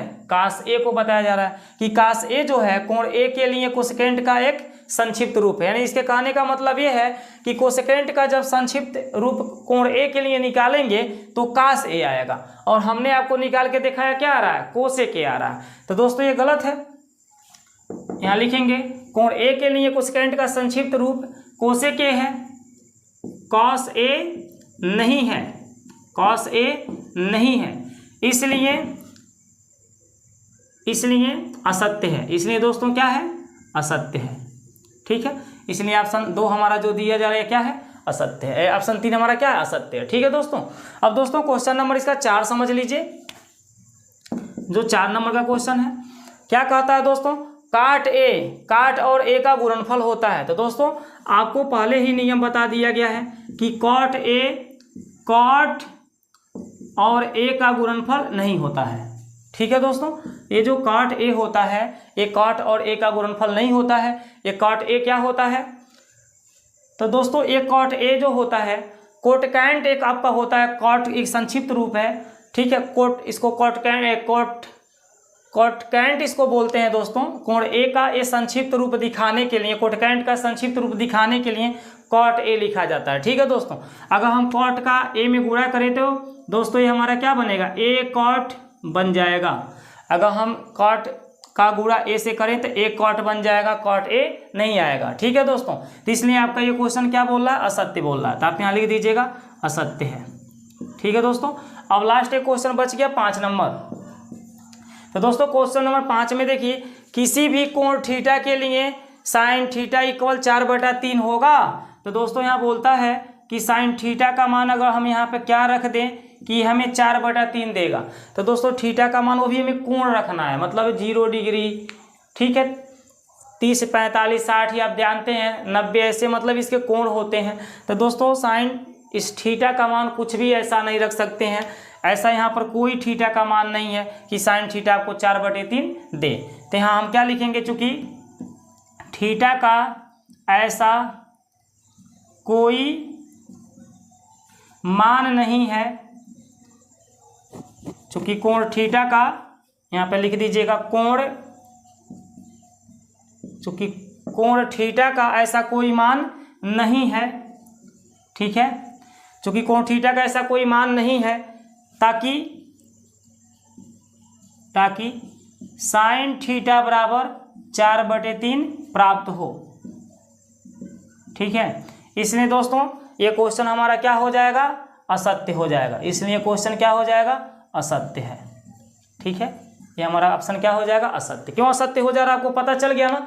क्यों असत्य हो जा रहा है? क्योंकि साइन थीटा बराबर ये बोलता है 4/3 होगा। थीटा का ऐसा कोई मान है? तो थीटा का ऐसा कोई मान है ये नहीं है। किसी भी कोण थीटा के लिए कह रहा, किसी भी कोण थीटा के लिए मतलब थीटा का मान कोई भी वैल्यू यहाँ पे कोई भी कोण रख दें तो उसका मान का आता है 4/3 आ जाएगा। गलत है दोस्तों। आपको यहाँ दिखा दें थोड़ा सा और, यहाँ देख लीजिए कि अगर हम थीटा का मान यहाँ 0 डिग्री रख दें, इधर तो 4/3 दिया है, मैंने थीटा की जगह क्या रख दिया? 0 डिग्री। तो दोस्तों साइन 0 डिग्री का मान कितना हो जाता है? 0 हो जाता है। और इस साइड 4/3 आया है। क्या 0 और 4/3 बराबर है? नहीं है दोस्तों। ठीक है, तो कहता है किसी भी कोण थीटा के लिए, मतलब कोई भी कोण आप थीटा के स्थान पर रख दीजिए तो आपस में क्या हो जाएगा? बराबर हो जाएगा। नहीं हो रहा है। ऐसे दोस्तों अगर हम थीटा की जगह 30 डिग्री रख दें, क्या रख दें? 30 डिग्री यहाँ रख दें, तो दोस्तों साइन 30 डिग्री की वैल्यू 1/2 हो जाती है और इस साइड में 4/3 दिया हुआ है। तो दोस्तों अभी भी देखिए आपकी बराबर नहीं आया। ठीक है, इसी कारण ये हमारा क्या है? असत्य है। तो दोस्तों उम्मीद करते हैं कि क्वेश्चन नंबर 9, 10 और 11 आपको समझ में आ गया होगा। दोस्तों जैसा भी हो आप मुझे कमेंट करके बतावें कि आपको ये क्वेश्चन कैसा लगा। ठीक है दोस्तों। अच्छा दोस्तों, नमस्कार।